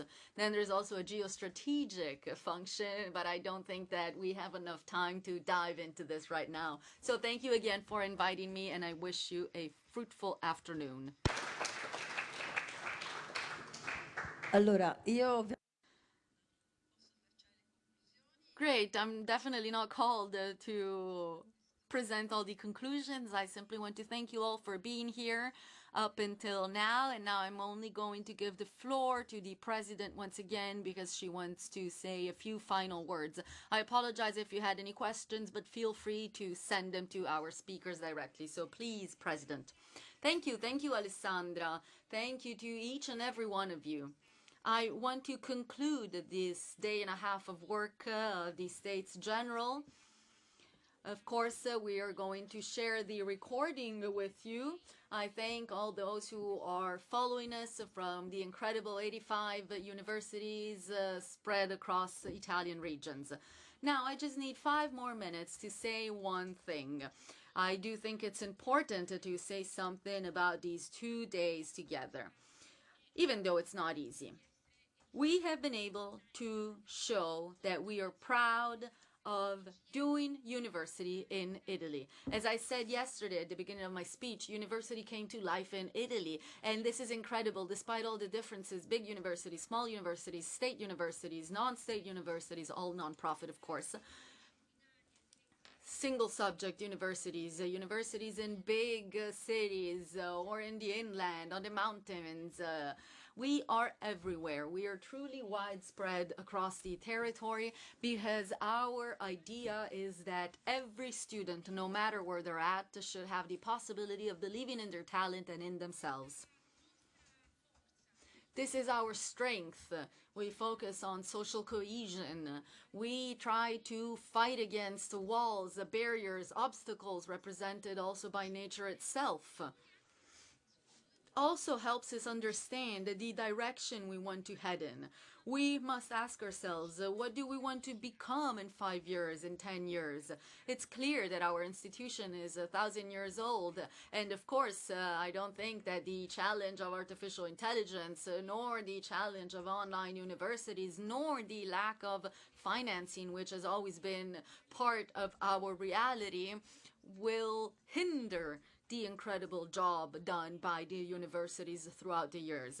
All these challenges and all these difficulties will not be enough to stop the incredible work that was done by the scientists, the incredible passion of each scientist that wants to do research. Passion is what brought us together today, that what pushed us to become university professors. And now I'm not here to defend the category, but trust me, researchers are driven by passion, passion that allows them to become doctoral students, passion that allows them to sit at their desk for hours and hours to try to think what can be done for the country, for the science, for innovation, what can be the new idea, the new innovation that can help us change our country. This is the reason why we become university professors. And next to our ambition for research, there is everything that we leave to those who come after us. There is our heritage, the passing of the baton to our students.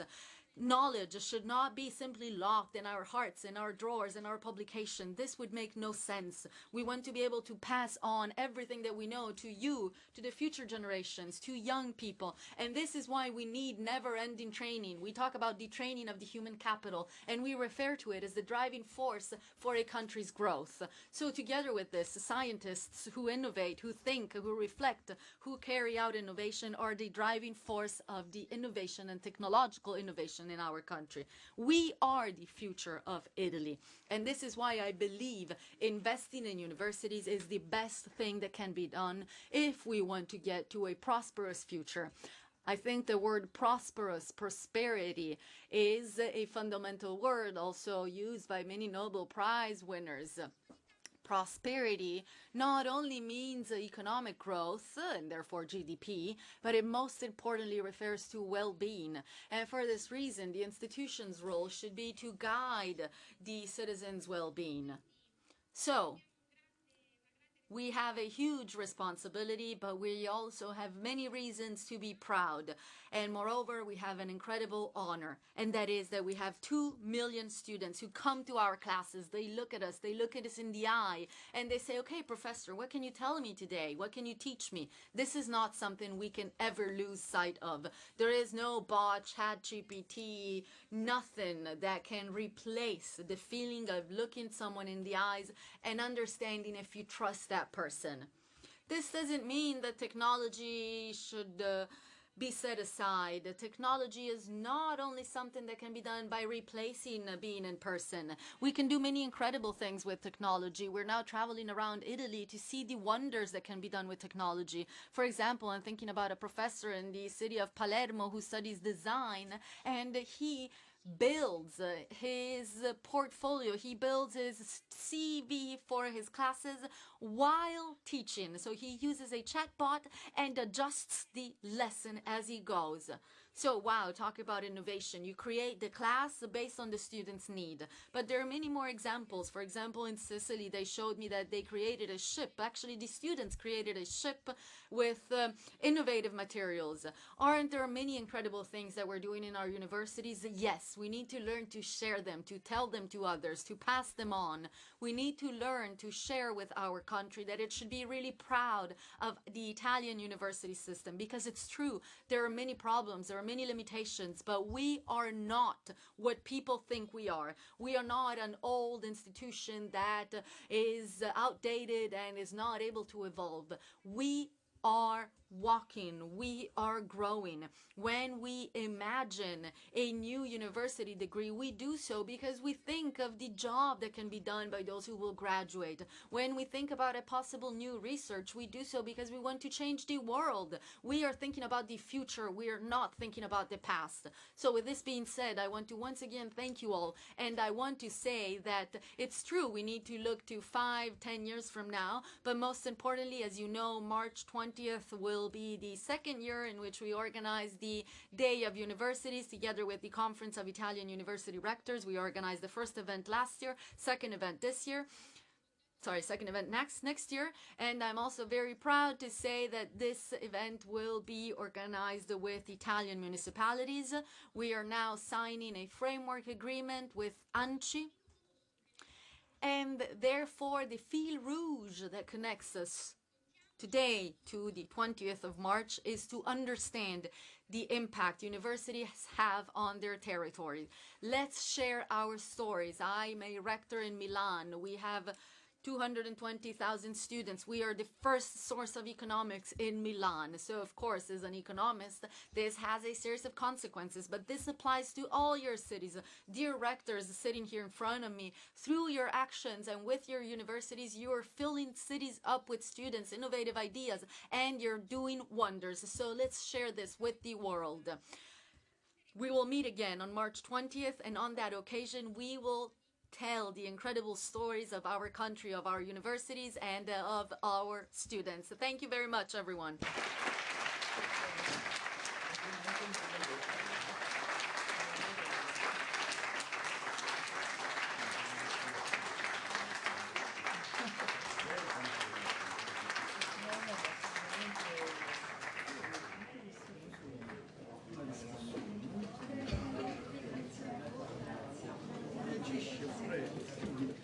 Thank you.